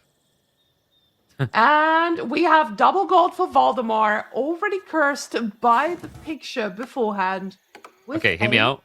Yeah? Hear me out. Here you go, guys. Valdemar, Shushi, do not gather more gold at all. Tax your way into the Second Age Haven, and then Meditation Garden drop both the golds. That's pretty 5-head. Oh. You can do it as well. Like, because Shushi don't need as much gold to tech up, so you just tax your way through. Scatterbrained has scouted it. How does he want to proceed? Like, look at the spawn for him. Yeah, his golds are pretty far forward. Uvu really tight with the tree line is nice, and it will be an immediate dot play. This is the beautiful thing about Mongols on these type of maps. When it's hybrid like this, like, maps like Himiyama, the logic is that you cannot dock because I will build spears. And now, instead of building spears, I will dock. And with Valdemar, you're already playing against an opponent that's scouted that aggressively, so you're expecting him to pull some shenanigans. Forces you to, scout a little bit differently from what you ideally would have. See when those spears are going to be landing, or whether it's a dock that will be landing. So, it does feel pretty good here with him already going to be having that little bit of food eco in the early game. But now, the question is just, if Valdemar sees that Scatterbrained is going for a dock here, does this give him enough breathing room to just go for lances straight up? You need limited food in the corner, right? That's a little bit dangerous, especially considering that the Keshiks, they're not as good as Castle Lancers, sure, but it's a competitive element. It's the same logic as like Roost Knights against Castle Knights. Like, count beats quality. So I don't know if you can be that greedy about it. By the way, have you noticed like how Scatterbrained has evolved through the series? So, in what way? Game 1, he kept losing scouts nonstop. Game 2, he also kept losing scouts, but less. Game 3, you know what's better? To have free scouts. That's right. Scatterbrained has solved the problem. You don't need to buy new scouts if they just respawn for free. That's baby. pretty smart. That's pretty smart. So now the Khan is actually going to be his biggest weapon. It's the scout that never really dies. Now, the meditation garden was definitely a choice, though. It makes sense. Yeah. You get stone, you get berries, you get a lot of wood, but that gold is still going to be a really big question mark for us. Yeah, this is now a clear target for Scatterbrained, so Valdemar is going to have to invest in feudal to protect himself against this. And the Khan has already snitched, so he knows exactly what's up. And that's a lot of sheep on his side. Oh my goodness. Scatterbrained is going to be eating for days, especially considering that he also has a dock that is very happily just providing a lot of income. Now, 2 fishing boats for him, not investing in any more like we saw in the previous sets. Only 3 ships going to be going onto that pond. Villager production looking steady, and the stone income is looking pretty great from the Ubu. So we are going to be able to get that double production up for something, and we'll see what that is going to be. Now, KP, I want to ask, that spearman play you mentioned earlier. So I want to ask about double producing villagers. Are you seeing any players do that?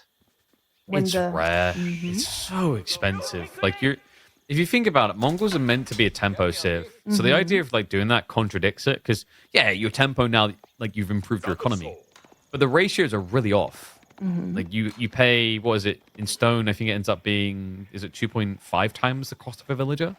Or you could just 1-to-1 get military units for stone. Makes sense. Okay. So we rather want to get that tempo up and running and actually do some damage. Now we do see the dock coming out from Valdemar as well, as he knows his opponent has done something similar.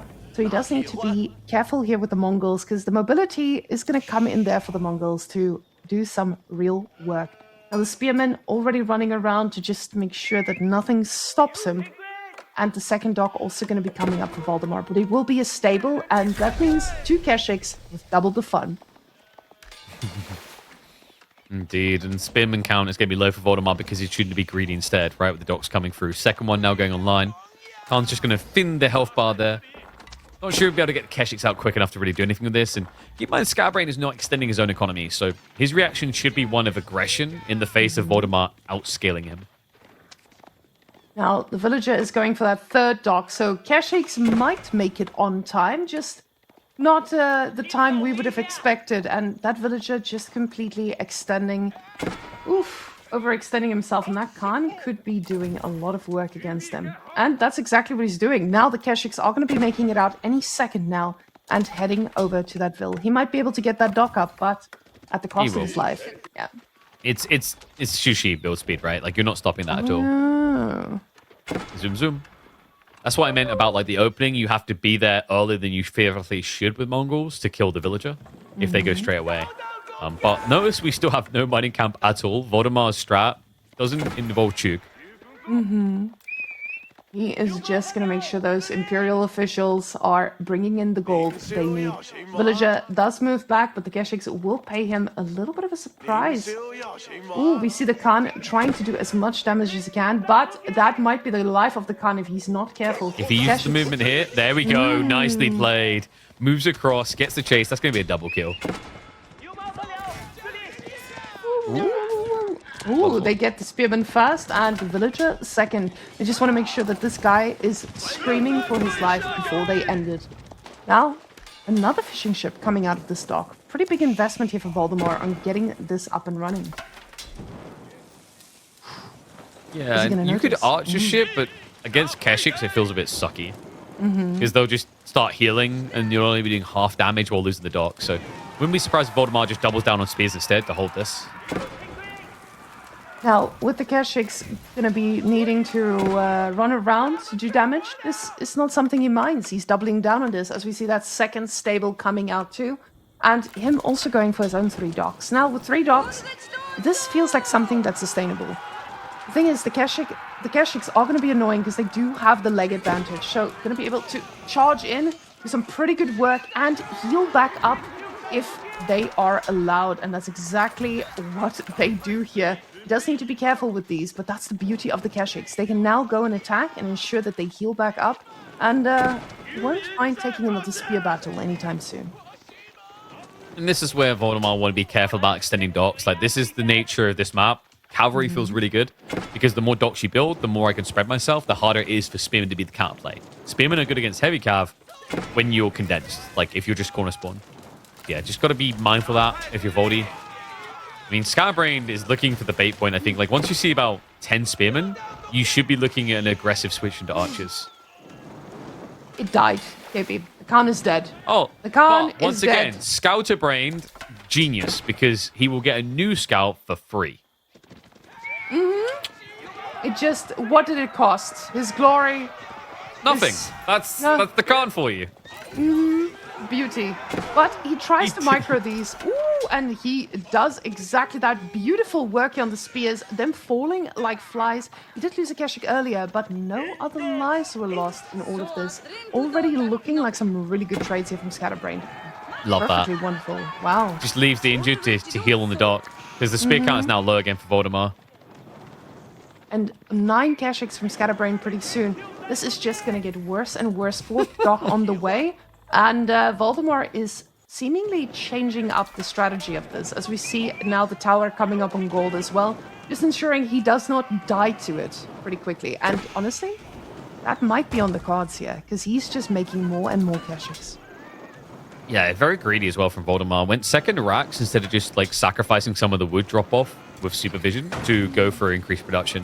It's like his timing to get more spears out isn't as fast as you think here. He's prepping horsemen because he's assuming, like, oh, I've been baited into going spears. He's going to build archers, right? Nope. Scatterbrained is playing poor man's French right now. The crazy part is what just happened is Valdemar did not drop off with any of those ships. So all the food that he would gather from there... Okay, Keshiks maybe not the best positioning there. The scout blocks them out, but will go down. The Spearmen going to lose now, but... Micro-wise, Valdemar took quite a lot of heavy cavalry with -4 Keshiks in that fight. That definitely did not feel worth it, but oh, Scatterbrained wants to keep going. Another Keshik will be paying the price as we see him trying to micro around, but definitely not coming out ahead. He's making more Keshiks, and this is just a full committal for him. And honestly, I did not expect the man trying to counter Spearmen with just more Keshiks. Like I said, poor man's French, right? But he has at least got good economy. He's set up on 3 4-pons now. So there is a way this works. It just feels so obnoxious and in some ways unnecessary. But like the problem for Valdemar, he's looking at this and he's like, okay, he's going to build a new unit type, right? So I'm going to fully diversify because that's dangerous. This is where Keshik only can theoretically win. Is because Valdemar is building too wide for no reason. Expecting someone to go for something else? That's crazy. When you have access to semi-knights. Right? Wonderful. Now, Scatterbrained can use these Keshiks, a little bit more aggressively. Valdemar now is starting to tap out these fish a lot quicker than expected. The problem is, that's going to mean that the food is skyrocketing, but it's temporary. Very, very temporary. And these guys are going straight for the base. All of a sudden, they're not that scared anymore. He's just running around circles trying to keep everything away from him. But importantly, he scouted out the Chug. Oh. So he scouts the Chug, the horseman, and now he adds in archers. All right, this is some unhinged Scatterbrained stuff right now.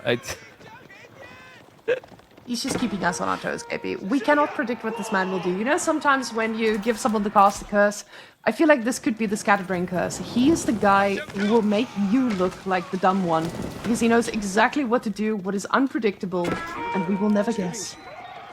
I think he's just like, hey, I've got so many Keshiks, you really have to double down on spears now, right? So, like, archers make sense. It does make sense that he's making a transition. I think it's more he's forced to add in archers because the spear count. Not, oh, I saw Chug and the horseman, and this feels like the right step. And the Chug, oh my god, he blocks the gold. Look at the gold state. Scatterbrained, I mean, maybe it's a good thing for him. He can't afford more Keshiks now. Yeah, finally, he has to double down on the archers, but there's a lot of spears here, and they are going to need a lot more archer fire than 4. So those 5 villagers in a little bit of danger here might be able to pop out and repair that, but it's going to be pretty close. And with the Jugunu here, you don't want to risk that. The archers need to target fire all these spears, but the spearmen are doing such good work. Gets the repair. He gets the repair, though. He buys a little bit more time, and this time Valdemar will commit the torch properly. So finishes it off, forces him away. Valdemar, I mean, this is looking pretty damn good right now. Also, remember, Scatterbrained, he didn't go for the home tree line. He went for the secondary. It is a lot thinner, meaning he will run out of wood quite fast here. Now, the Keshik count is still pretty scary here, and with the amount of spears, this is not going to be a great fight for Scatterbrained to take, but the archers, they're trying to do as much as they can. The Keshik's now rotating, though, going to be picking off some reinforcements or just going straight again for the docks, ensuring that Valdemar does not have that food access. But the army is heading up itself as well. Yeah, look at the macro. Like, this is going to be Lancer spam, and Scatterbrained has put himself in a haphazard position to deal with Lancers. Now, the problem is, you might be able to deal with Lancers, but not if they're this injured. So, what do you see? So maybe we heal ourselves on this little dock over here, or take groups of spearmen one at a time. Very nice. He picks up another 3 and demo ship.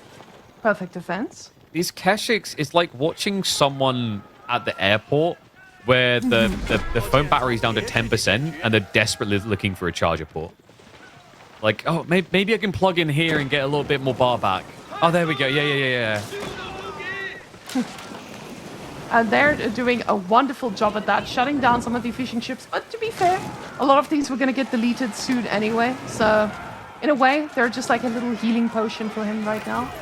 And fishing boat stays alive. 2 of them live to tell the tale.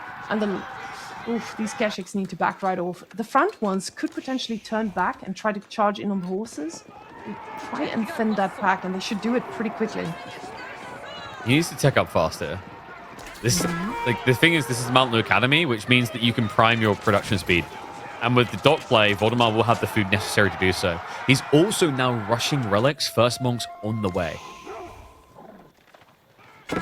Now trying to get every advantage he can, because he knows the late game might be where this is at. Both of these players just playing a constant late game situation. The archers now firing these horses, and I mean, now the spearmen are the only things in their way, and with the amount that he has, this is going to be a very quick cleanup. So the Keshik's feeling a little bit more confident moving out here. Those lances, they need to land somewhere, and I feel like this needs to be an assistance kind of situation.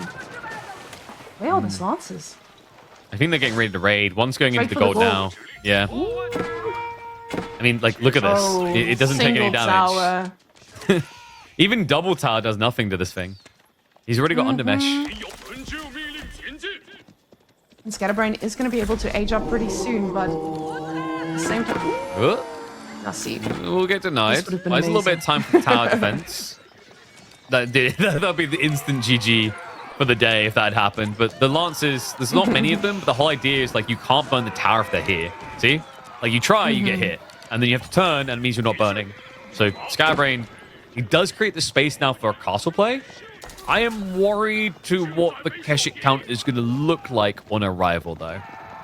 The problem is the Cruelty is going to make sure that these guys are going to have a bit of a better time against these Lancers, but at the same time, you still need a little bit of time to get those upgrades going. So more fishing boats coming out here from Valdemar, but the Keshiks. Yeah, and he also stopped in the Stealth Forest, so heavy losses there. The Cruelty factor is interesting, because now if Valdemar just preps Dali horses, his DPS is just as effective in the fights. And that Cruelty is about to hit. The That's right problem is there's no gold. There's no gold in the bank. This is not going to be something you can deal with. Ooh, I mean, never mind. There's gold in the bank. Thank you, Mr. Observer. Yep, but there's not an army. So you just built a Cruelty. Now this works if there's an army standing there. It's just the archers and spears. Valdemar needs to stop A-clicking. Like, probably right now. This maybe he wants to camp the gold. Counteroffensive coming in. Has got the hand can slit defense from the TC and the Keshiks. I mean, you see the aftermath of those earlier hits. Health bar is just not that pretty. Now, it does look like there's a lot of villagers that died here from Mr. Valdemar, but keep in mind, most of those are fishing boats, so they don't quite hit the same. At the same time now, this is a pretty scary push. I don't know if this is going to be scary enough. We do have a lot of spears here in the mix as well. The Jugunu need to target fire. The archers don't have their upgrades yet, but they are target firing every single spear they can. There's like no spears left, and they just dragged south side. They went to the wrong side of the TC, so the Lancers are in. That's unfortunate, because he would have been getting extra bonus damage against Cav from the Cruelty also. So Lancers just going to brute force through. The Chew could actually just chase north now to be the perfect divide here. More Lancers are on the way for Valdemar. He's also playing out onto deer, so it's a food burst, but a big one at that. Over double the food income of Scatterbrained. Veterancy did just kick through. He has got the deer stone yam. That's really important to actually stay in range of it. Otherwise, the Lancers can't easily be kited. And the Lancers do get fired every now and again, but the Jugunu are still doing some good work. The DC fire also helping a bit, but the villager, that TC was idle for ages. The overwhelm coming out here from Valdemar, just ensuring that Scatterbrained makes these small mistakes, puts him in a pretty good spot here. We have a few more spearmen going straight to the villagers, and a few more die here by the hands of some spears, but the Lancers are not done just yet. Still has a few Keshiks on the way, but he needs to find a way to clean up these Lancers, and he needs to do it quick. Wave 1 complete. Can you survive the next? More Lancers are on the way now. Other thing that's deceptive, Scatterbrained, he's got 5 fishing boats that just don't have anything to gather anymore this whole time. Like, that's the thing. His eco count has been deceptive. It's been a bit of a lie. If you check the starting pond, for example, he never killed the fishing boats. So some players like to get rid of it so they don't have an idle warning, but Scatterbrained left his alive, despite the fact there's no more fish. So, yeah, go starting pond and you'll see. It's like, he just literally just deleted them. So now, all of a sudden, you're starting to see Valdemar with the eco lead. Now, this does feel so strange when you see that villager kill situation, but Valdemar knew exactly how much he needed to invest to stay ahead with this. And honestly, now with these Lancers, he can probably make sure that this snowballs very, very heavily. The Khan died a little bit earlier as well again, and it just shows us Scatterbrained, his real civilization was Mongols all along. Now, the Keshik numbers, they are looking good, but against those Lancers, they are still going to struggle significantly. It's map control, right? Like, this is the big problem he now has. Relics are being picked up. This is a 4-relic game, easy peasy for Valdemar. On top of that, now fishing's going to be a bit threatened. Like, you're switching crossbows, but you're going to need to play wide. That's the danger point. Now, when we see this from Scatterbrain's side, we know that he is just going to have a plummet of food income as well. I'd like to take a look at whether he's investing in any food under that TC as well, but it looks like the army is just gathering. He's going to need to be careful on that gold. We are about to have a Lancer raid right there on the gold. No protection either. And the Keshik's nearby. They are going to be aware of this. Yeah. Like, the crossbows here as well. Valdemar shouldn't really want this fight. Now, this is buying time. Jiannan's coming through, right? He's looking for that permanence economy. And it couldn't come any later, really, when you consider how quickly the berries are running out in that corner. Now, with the Zhangyan coming out very, very slowly, this just gives him a lot of time to keep making units in all of this before that transition starts. Now, with the amount of Keshiks he has here, he probably needs to find a way to, again, land damage. Because the difference is now Valdemar killed a bunch of villages of his, and he hasn't been able to do the same. But overextension has been very apparent from him here, so pulling back, probably the best choice for now. Yeah, Valdemar has his own crossbows, right? Like, so he's getting that contest going. Also, Spearmen. I really like the Spearmen here. Just think about it. The crossbowmen that Scatterbrained's becoming very reliant on don't get bonus against them at all. The Cruelty is still an annoying factor, though. Like, I think Valdemar wants to be a little bit slower about how to end this game, because that is a very frustrating landmark to dive into. I mean, you saw what happened earlier with the combo of Deerstone and Cruelty.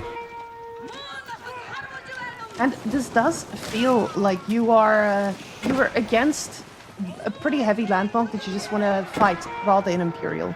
And I feel like a lot of players usually want to outlast that.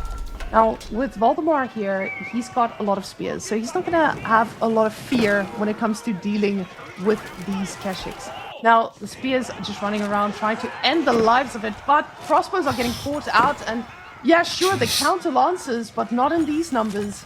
Not without the front line, they don't. They just got left abandoned. Sick read. Valdemar saw the Keshiks upfield and immediately springs into action.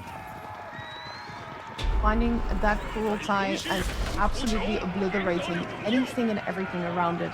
Now the Keshiks are going to try to get a charge off. They do get one off, and a few of them might fall, but it is not enough to make up for those massive losses that just took place. Yeah, good read there by Scatterbrained. He did at least pull 2 Keshiks to chase that one Lancer heading towards the gold. But this is the problem I see.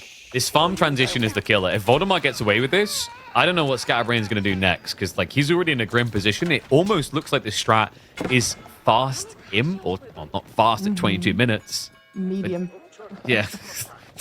Medium rare, maybe. It's like, you know, it's so cold that it might still move. I don't know. Now, with the amount of crossbows that he's investing into, this is going to be so necessary. But again, without a front line, and your front line... Oh, I see 11 horses in queue, and that is questionable. Especially, again, because you're up against a ton of spears. Yeah.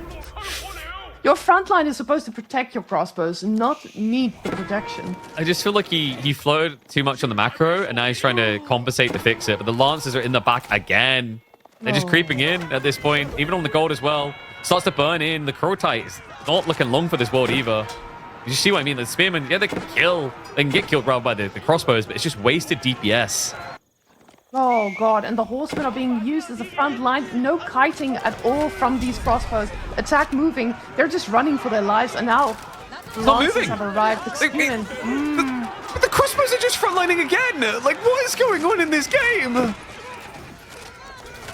Places the Cruelty a little bit closer to get that bit of healing off, but he's going to need a lot more than a heal to stay in this game after all those significant losses, because now you can see with the amount of villagers that have gone down, this is very much on the side of real villagers, and Scatterbrained being very, very far behind.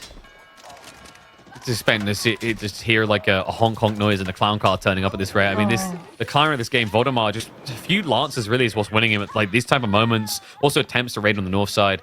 You know, and we have to remember, you know, Scatterbrained is not all pasture income. A lot of this is still fishing that's running out, whereas Valdemar's already prepped the more dangerous economy for the late game. And Scatterbrained, I think he has the counter-offensive somehow. Like, if you just sit here, you're just getting punched until you die.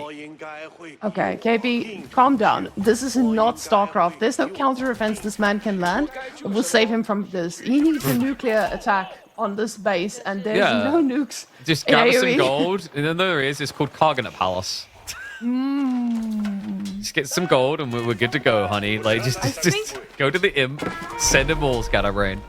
I think that's exactly what he's trying to do. I feel like it's what he should have done a few minutes ago, but then he built a quadrillion horsemen. Ooh, look at all those towers. Wonderful. He's like, I am going to kill some villagers of my own. But no, never mind. I'm going to run away. Oh, wait. He still has spearmen against all these horsemen I built. Wow. Why does he keep making spears? This is so weird. Yeah, like it's not... Oh, wait. This is my moment, KP. Oh, yeah? I don't understand. I don't understand why you're still making all these spears. Very good. Why? For him, but not for me. Why you make spear? Why? I have range. I have a horse in spear on the horse. Why you build? Why? Oh Stop. no. Oh my god, KP.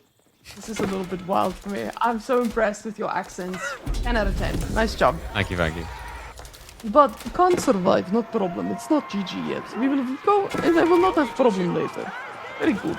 No, Keshix, you do not need to die. Not like this. Oh, there's a horseman. Never mind. You can die. You're not Keshik. Just say Tesla Trooper reporting. Oh, KP, there's so many units. Valdemar is just... At this point, it's just an avoidance game. You know, like when you play those bullet hells, like don't get hit, don't get hit, don't get hit. They're everywhere. Oh. The Zerglings. You said this isn't StarCraft. That looks like Zerg to me. 57 spears. This is StarCraft. Oh, I'm so sorry, guys. I've cursed us with StarCraft references, and now Valdemar's starting to play Zerg. I feel like we're back in 2007, and nothing makes any more sense. Scatterbrained, now age 4.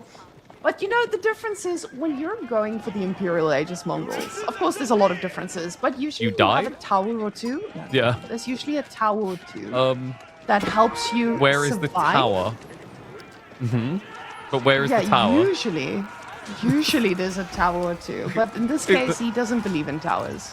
Scatterbrain's like, hello, comrade. Welcome to Motherland. We're ready for fight. Why is there so many of you? Soviet do mass infantry. This is not your strategy. Please leave. Oh, he's moving away from the auras again. This is historically not gone very well. Scatterbrain, the only time he looks competitive is when he uses Deerstone. The Yam gone doesn't bode well, and he just goes straight after the Kargana. Woo! Those bad boys are going to be firing. The problem is there's crossbows. They will be able to actually kill those eventually. But look at these crossbows. They are doing as much work as a man can do when his empire is dying. Scatterbrained holding on for dear life. And Valdemar just making more new units. And we just see more crossbows. Villagers keeping this thing alive. But look at those Mangadai. Yeah, the hand cannons aren't that threatening. It's just not going to stop, is it? Oh, Wait, no. oh, And he they're right, doesn't they're give right. up. No, you need to touch it. You need to touch it more. I think that's game. I don't know, KP. Scatterbrained also You doesn't don't know? He's like, six hand cannoneers in queue. He's like, I got this. Oh, I've got yeah, a lot of of course. Like, this guy brought a shiv and I have a gun. That does make sense. But, you know, like, if you've lived life in England and you've experienced London knife crime, you don't always favor the gun, to be honest with you. Oh, And they are no. trying to get to Londinium. Now, he's really making him work for it. You can see every single Why? bit of firepower. Just What is he make waiting him for? tired. He's had enough. Okay, we can put the Mongols to bed. Shushi comes out on top. Really well played game by Valdemar, just stretching him thin and running him dry. And Scatterbrained, maybe a little bit too much focus-brained on the heavy cav in that game. See, I think this works against a lot of players. When you're playing against a guy who just makes knights as French, that is absolutely understandable. We've seen this a lot in games, and it works sometimes. But Valdemar, he also has knights eventually. And apparently you can't just run yours into spears. I think that's the key difference here. You can make the horses, but don't run them into their counter. You need to use them on the rest of the map as well. So Scatterbrained, initial aggression, looking great, but just did not transition at any point after that. But look at these pivotal moments. Fishing boat, dead, looking okay. Keshix looking for a healing chance. That dive actually looked for a second like Scatterbrained has a shot at shutting It was down. shaky. A bit. It's like this is the best example of how Mongols could have won these fights. Like, think about the variable that's different here that wasn't present in all the other fights. You noticed it? It's a very big thing on the screen. The deer stone. We didn't have any Yam extension, right? Like, the outposts on the gold was the only thing, but they got taken out. Like, after that, every time we saw Scatterbrain fight without that aura, I feel like he just couldn't kite. And Valdemar had a great read on that. That's why we saw him build 60 spearmen and just ape-click into the base. Yeah, with spears being basically free, I think at some point you just feel like, hey, I can sacrifice these. They are just here to provide a little bit of absorption for my real units to arrive. And small raids like this, just ensuring that Scatterbrained is completely scatterbrained all around this map. He really struggled to keep up with Valdemar's ability to just multitask. So initially, Scatterbrained looked like he had this, but Valdemar definitely outplayed him with the sheer amount of overwhelm.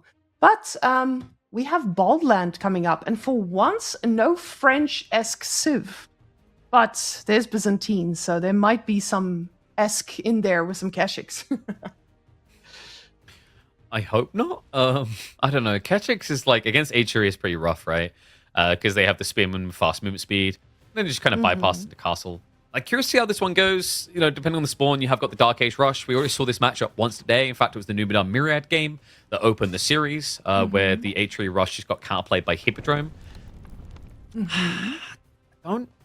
You could go Hippodrome here, and in some ways it makes sense because this is the type of map where if you give map control across, things like Pro Scouts do enter the mind.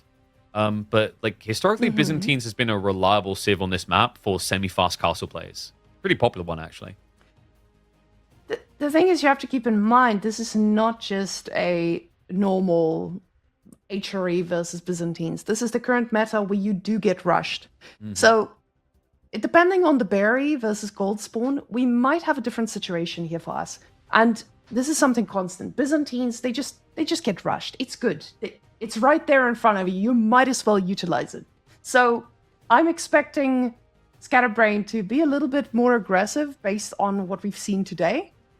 I'm expecting a lot more Dark Age shenanigans. It has to happen. There's just no way about it. Otherwise, something crazy that could take place, if it's not a Hippodrome, is a nice little fast castle into cheese, because Scatterbrain's the kind of guy who would cheese the crap out of anyone. I think we go Minework and then we party hard. I mean, Scatterbrained is of the 3D clan church, right? So it's kind of a way of life. Actually, no, it's like a double dipping, right? So you've got the 3D clan logic of Minework, and then also he's Belarusian, and Anatan loves Minework. So if he doesn't go Minework, I'm pretty sure he has to basically resign from the clan and also revoke his citizenship. His citizenship, yeah. And honestly, if you're Belarusian, you can't travel anywhere visa-free anyway, so... But it's better than having no passport, right? Well, I say this as a third widow who needs visas for everything. Guys, shout out to the UK for not giving South Africa visa-free entry, which means we can't go to Wololo. So... Have you, like, just get a boat? Just get a boat. Oh, yeah! I'm African. We don't boat that well. Seems to work pretty well here. I don't know if you noticed, but we literally have, like... a lot of water around us, a lot of angles of approach. Just take any of them, really. Our navy's not what it used to be. So, luckily, no boats in this game, as we are luckily on a bald land and not any boat lands. So, yeah, okay, that we derailed. I love it. Thank you, KP. Now I'm completely thrown off. You know what? Interesting thought. Yeah. We could still have a boat game remaining. Scatterbrained just has to pick Macedonians on King of the Hill. That's pretty 5-ed. If he gets there, though. Now, Valdemar, I feel like he's more a meta player. I don't expect a Hippodrome from the man. A preemptive little mill on berries sounds a little bit spicy for the man. Yeah, I think it'll come down to like spawn. If you get like a bat berries, he might just be greedily inclined. And then you can kind of get away with that, I think. So... going up into the final event now, we have had a pretty stacked bracket, and we're leading into possibly the last game of the day. So, expecting to see these players in the next week qualifier, those who didn't make it, there's a lot of big names that we'll go over after this. Yes, and then we'll see who the favorites are to make it into the final event. But it has been a pretty tight day, especially the second half here. And I feel like a lot of nerve-wracking games, playstyles that we could see counter each other very, very well. But we're already in, and Scatterbrained is opening with a good old barracks. Love that for him. Unbelievable. Wow. Couldn't have imagined it. Our Dark Age rush against a Byzantine Blepper Valdemar. What? Okay. Wow. That I'm in. I wasn't I'm in. expecting. I'm in. KP, this is exactly what we needed. This is what we've asked for. This is what the world demands. What we needed was you screaming, I'm in, over and over again.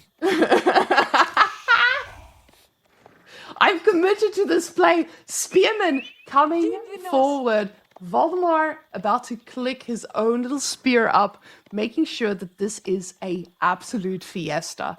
So with 1 on wood, we are gonna need a little bit of an income here. He does see the barracks though, and we'll see if Scatterbrained commits to this even more, but I have no idea. You don't really You need just much. keep making units, right? Yeah, you don't really need much in the way of like wood income as Byzantines, right? You just like the whole gamble here is that you're going to get more sheep. That's the easiest way to think about it. Like, because if you don't get more sheep, you really are screwed. Because like Limitane count will be lower. But I think the tricky thing here is like there's a timing around 4 or 5 Limitane. That's pretty good for you. But like I remember this when the Byzantines first came out. This was like why the Mongols laughed in their face because like the idea of people like, oh, my spearmen are better. But what happened is they built like 7 or 8 Limitane, and then they realized they were out of food. And the Mongols won. HRE don't have that stone deviation, but they do have mobility on their side. The thing is, Scatterbrained reads that mobility and realizes he doesn't want to commit too much to it. This is a pretty smart move here. You understand that, hey, my opponent has already invested and he's already slowed himself down. So with him not knowing that I've stopped, I can just try and make this work. So Just exploit it. we see these villagers all the way to the back, getting that little bit of wood, but where is the mining camp? They spent it on a house? Well, I mean, like that's a good investment, right? Maybe not as good as gold. I feel like gold has a better way about it. So he's gonna probably have to idle here. Yes. It's gonna be there you go. We're gonna have a little we're bit just of a long gonna distance drop. get that stop and stare moment. I've had that too many times. Disgusting. But Scatterbrained, he kind of has Valdemar exactly where he wants him. He's forced him to make Limitane, and now he just gets to do his thing. And he says this might work, so let's do it. 3 left on gold, though. So the moment HRE leaves something on gold, especially the number of 3, you usually expect him to just get upgrades right, or he can be sneaky enough to do some 3D stuff. And I'm really hoping for some 3D stuff, KP. I want a lot of 3D stuff, and when I say 3D stuff, I want a burger.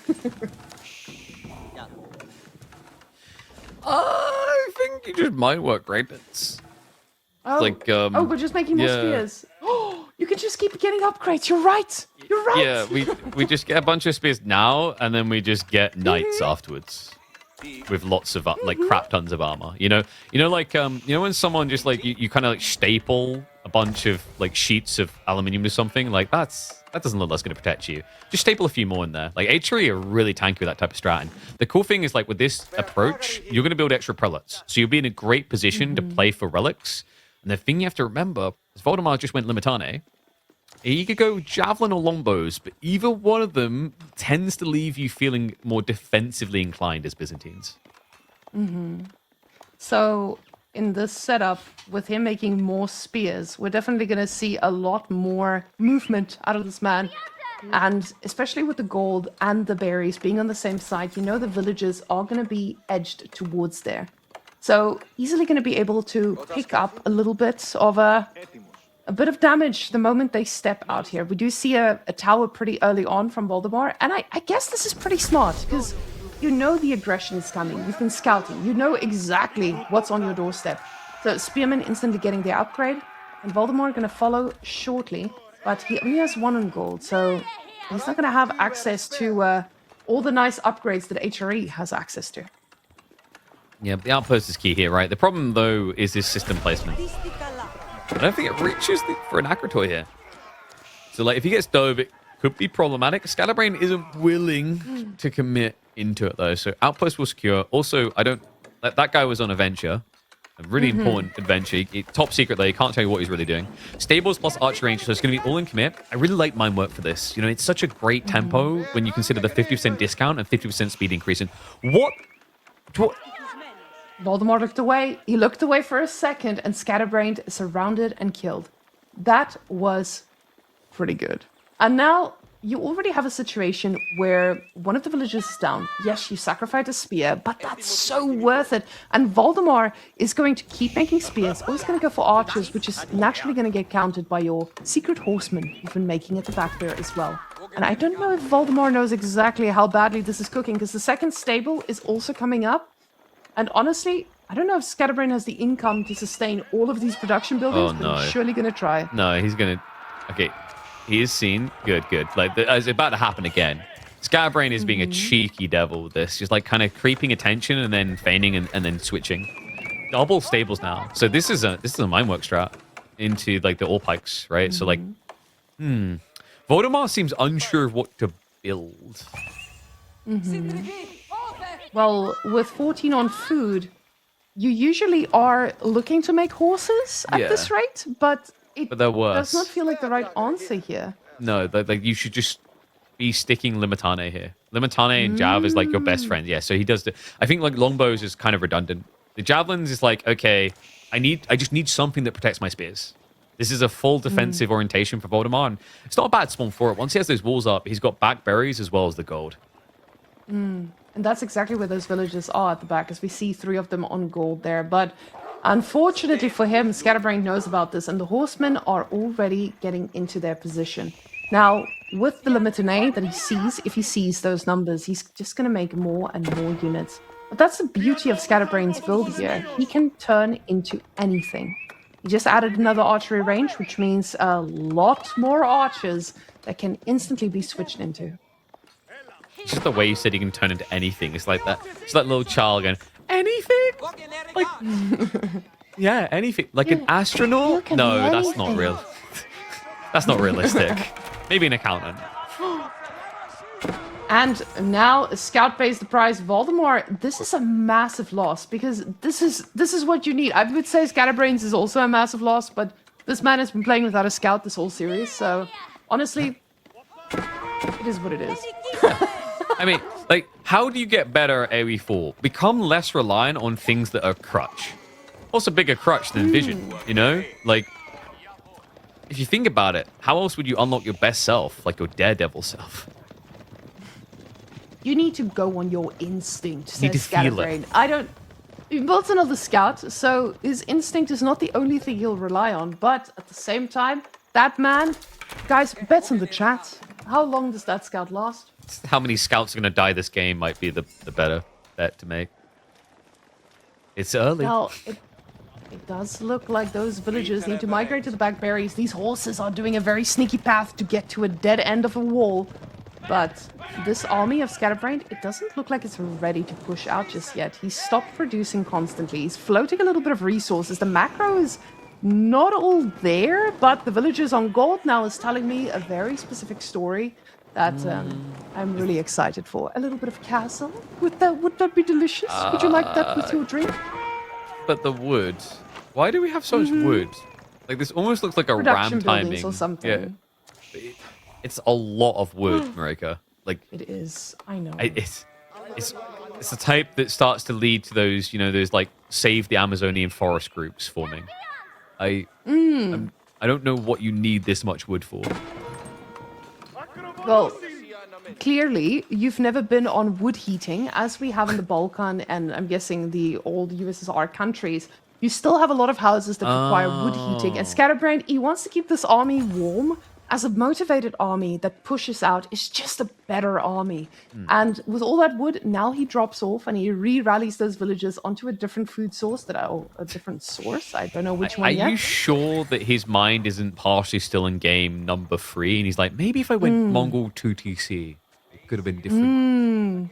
No, I can imagine that this now with the split he's got, it would feel pretty good to have a few rams, so it might actually be a choice here. But it could also just be a bunch of production buildings, because if you have Yeah. too much wood, you turn them into production But buildings, he right? already has a lot of production is my concern. Like, he has double stables already, so that's great for knights. Like, it makes sense for the monastery, partially. But 500 is still a lot. So we should be seeing the tech up. Regnitz, just a given. Valdemar, no points for guessing what he's going to build. You know, he likes to win games, so Golden Horn Tower should be coming. But, man, his system level sucks. It's really bad. His stone on the front side has been quite the conundrum. He hasn't been able to actively gather this whole time. So this is just passive cisterns all around. It does give a little bit of a boost, but to be fair, he's up against the HRE that does not have an Arcane Chapel. So he's not under the same pressure to provide a boost to his economy as you would when you're usually up against the HRE. Well, he does have 4 prelates, though. So he's been efficiently min-maxing that buff. And now You hope. he's got relics, because this is the beautiful thing about Minework, and why I sometimes question Arhan on this map, when you could have Minework instead. He now has 4 prelates that can already be in position, like a Delhi player going castle, to pick up all the relics.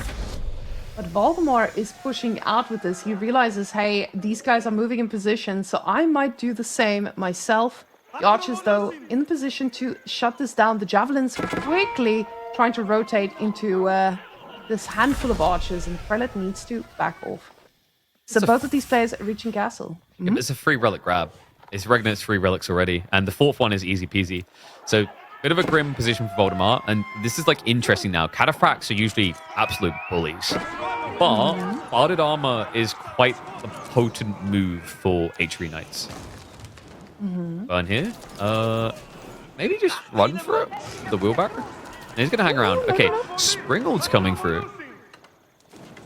Now, this does feel pretty cool. This is ambitious. But yes, you need a little bit of reinforcement on it instead, aka I would say a little bit of a stone wall on my tower to make sure that it doesn't die instantly. But oh no, let me sacrifice a few units to the gods, because they were just being a little bit too, how can we say, a little bit too enthusiastic about this fight. Scatterbrained.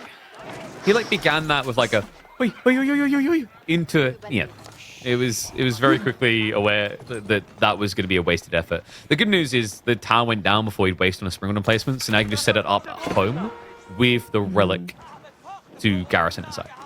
Oh, that's true. Oh, he needs to notice these horses, because what's about to happen, yes, is about to be a dead horse if he does not move back. Now, with the relic, this one can be repaired, though. There's a lot of units, so you don't get... Oof, is he going to repair it? Oh, he's not going to Wait, repair what? it. What? The 5 villages and the relic, rather. Big problem there. Valdemar, he may have just found the perfect punish point. I mean, forward food, like, what have you got left over? You got berries on the back. That's not a lot to work with. You're going to have to fight soon. And cataphracts are part of this composition. Yes, you've got your knights, but you also have a majority of archers that are going to get sniped out pretty quickly. Javelin throwers now diving the TC, as you do when you're up against archers, and up against the TC. Javelins love diving deep. But Yeah, they're like, hit me. Just keep shooting me the entire time. I barely feel it. Beautiful amount of armor on those obnoxious units. And I mean, this is tricky now. You know, Scatterbrained, there's enough jabs to counter his archer count. There's way too many limitane for his knights to dive in. He's not counter raiding at all. Walls are already up from Valdemar. And he just rolled camels. Like, yeah, that's actually perfect. The debuff alone is worth it here. Luckily for Valdemar, this is a very happy man to suicide a few units. Oh, the prelate. I don't think so. That's not going to go home.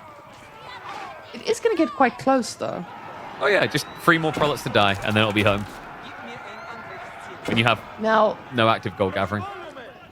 Scatterbrained is in a little bit of a pickle here, and I think that's a bit of an understatement as well. With only 15 archers, you do not have an answer to these javelin throws. Usually, when you are up against javelin throws with enough archers, you do get to overwhelm as they need to micro, but in this case, there is just not enough units in this world to handle this effectively. You have a mill there. It's kind of depressing for Scatterbrained, because like the safe relic I said he should easily get, Valdemar got there in time. He's been camping it, and then the relic in the base, like, it's only 2 relic Rignets. It's not crazy. The eco lead is starting to scale for Valdemar. Like, he's circling around the back. This is a big hit opportunity. The Cataphract's going to peel off. Still a healthy amount of javelins as well as the Limitane here. I mean, the knight count is not that great yet for Scatter. The thing is, he is behind the base of his opponent, no. but it might just be worth it double with all cat. the villagers.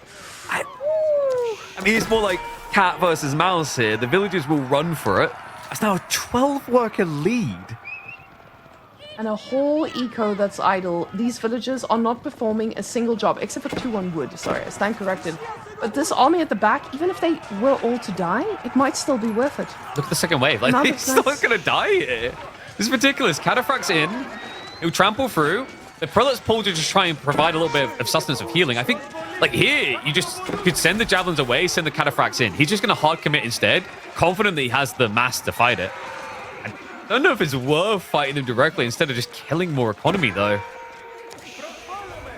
Cats, they still win. What a unit. I don't blame the unit for this one, though. The Valdemar really did an amazing job here at healing back and overwhelming. Scatterbrained sacrificed quite a bit of units, and in Scatterbrained fashion, he decides, hey, you are going to need to work for this. If you want to make your way through into the main event, you need to kill every single one of my buildings. And don't you forget, I have emergency repair. If you could just dive me here constantly, that'd be great. You know, right underneath the TC with the 15 garrison side, that'd be great. Oh, God. I think, Scatterbrained, he might have been bit by a feral dog. There's a lot of paranoia over one wolf, but it's mainly the cataphracts obviously coming in. The problem is, like, your gold income isn't good enough for mass night strats. I mean, that's before we talk about your food income. Like, both of the things are tragic right now. And Valdemar only really needs to block one of the two. Somehow he's blocking both. Right now, Valdemar could happily invest in a little ram here and just finish the game in orderly fashion. But instead, we are chasing down everything because we can. There's no stress. Villagers are running in shambles absolutely everywhere, going around the back, going around the front. They are just looking for a safe haven. Scatterbrained trying to stay in this game for as long as possible and still getting his upgrades. Oh. I mean, the hilarity is how good this has looked with level 3 system. You know? I respect that. The fact that that should have been a depressing element of this game, but it's like it didn't even matter for Valdemar. I mean, Scatterbrained, the idea was really cool, these knights, but when you're going knights and it's a defensive unit, why didn't we just build spears? I think in this scenario, I'm waiting to see if Valdemar just keeps making units. So he's like, I could just keep chasing bills. I feel like this is definitely a life choice for me. It's easy. I can go in every corner of the map. Ooh, there's a counter raid with the knights. So Valdemar has all the choices. Counter raid is light. Unless Valdemar has fallen asleep at the keyboard.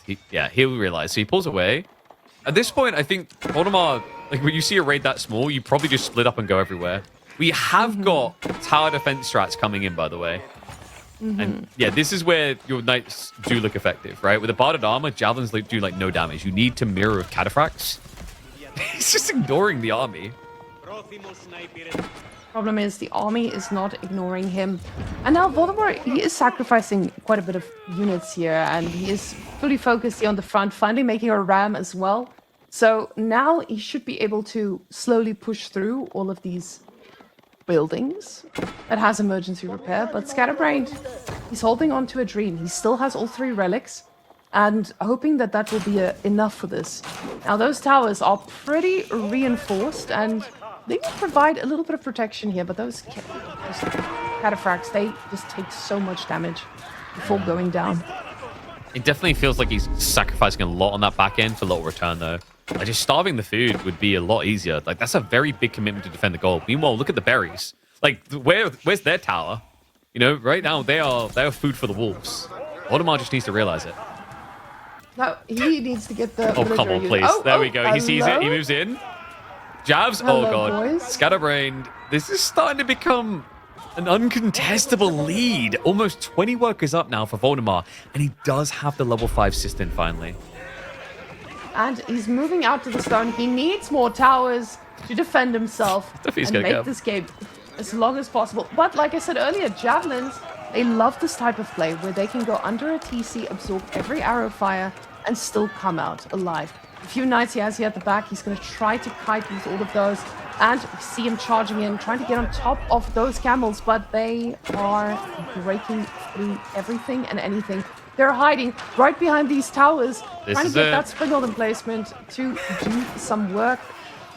More mining camps. This is all we're doing now, guys. He's a lumber camp as well. There's a straggler tree over there. This is our role now. This is our job. Valdemar, he's struggled to be a good sheepdog, but finally, he has herded him into a corner. Scatterbrained will try to make his escape again, but there's no doubt about the outcome anymore. It's a double up on economy. He's locked in sacred sites.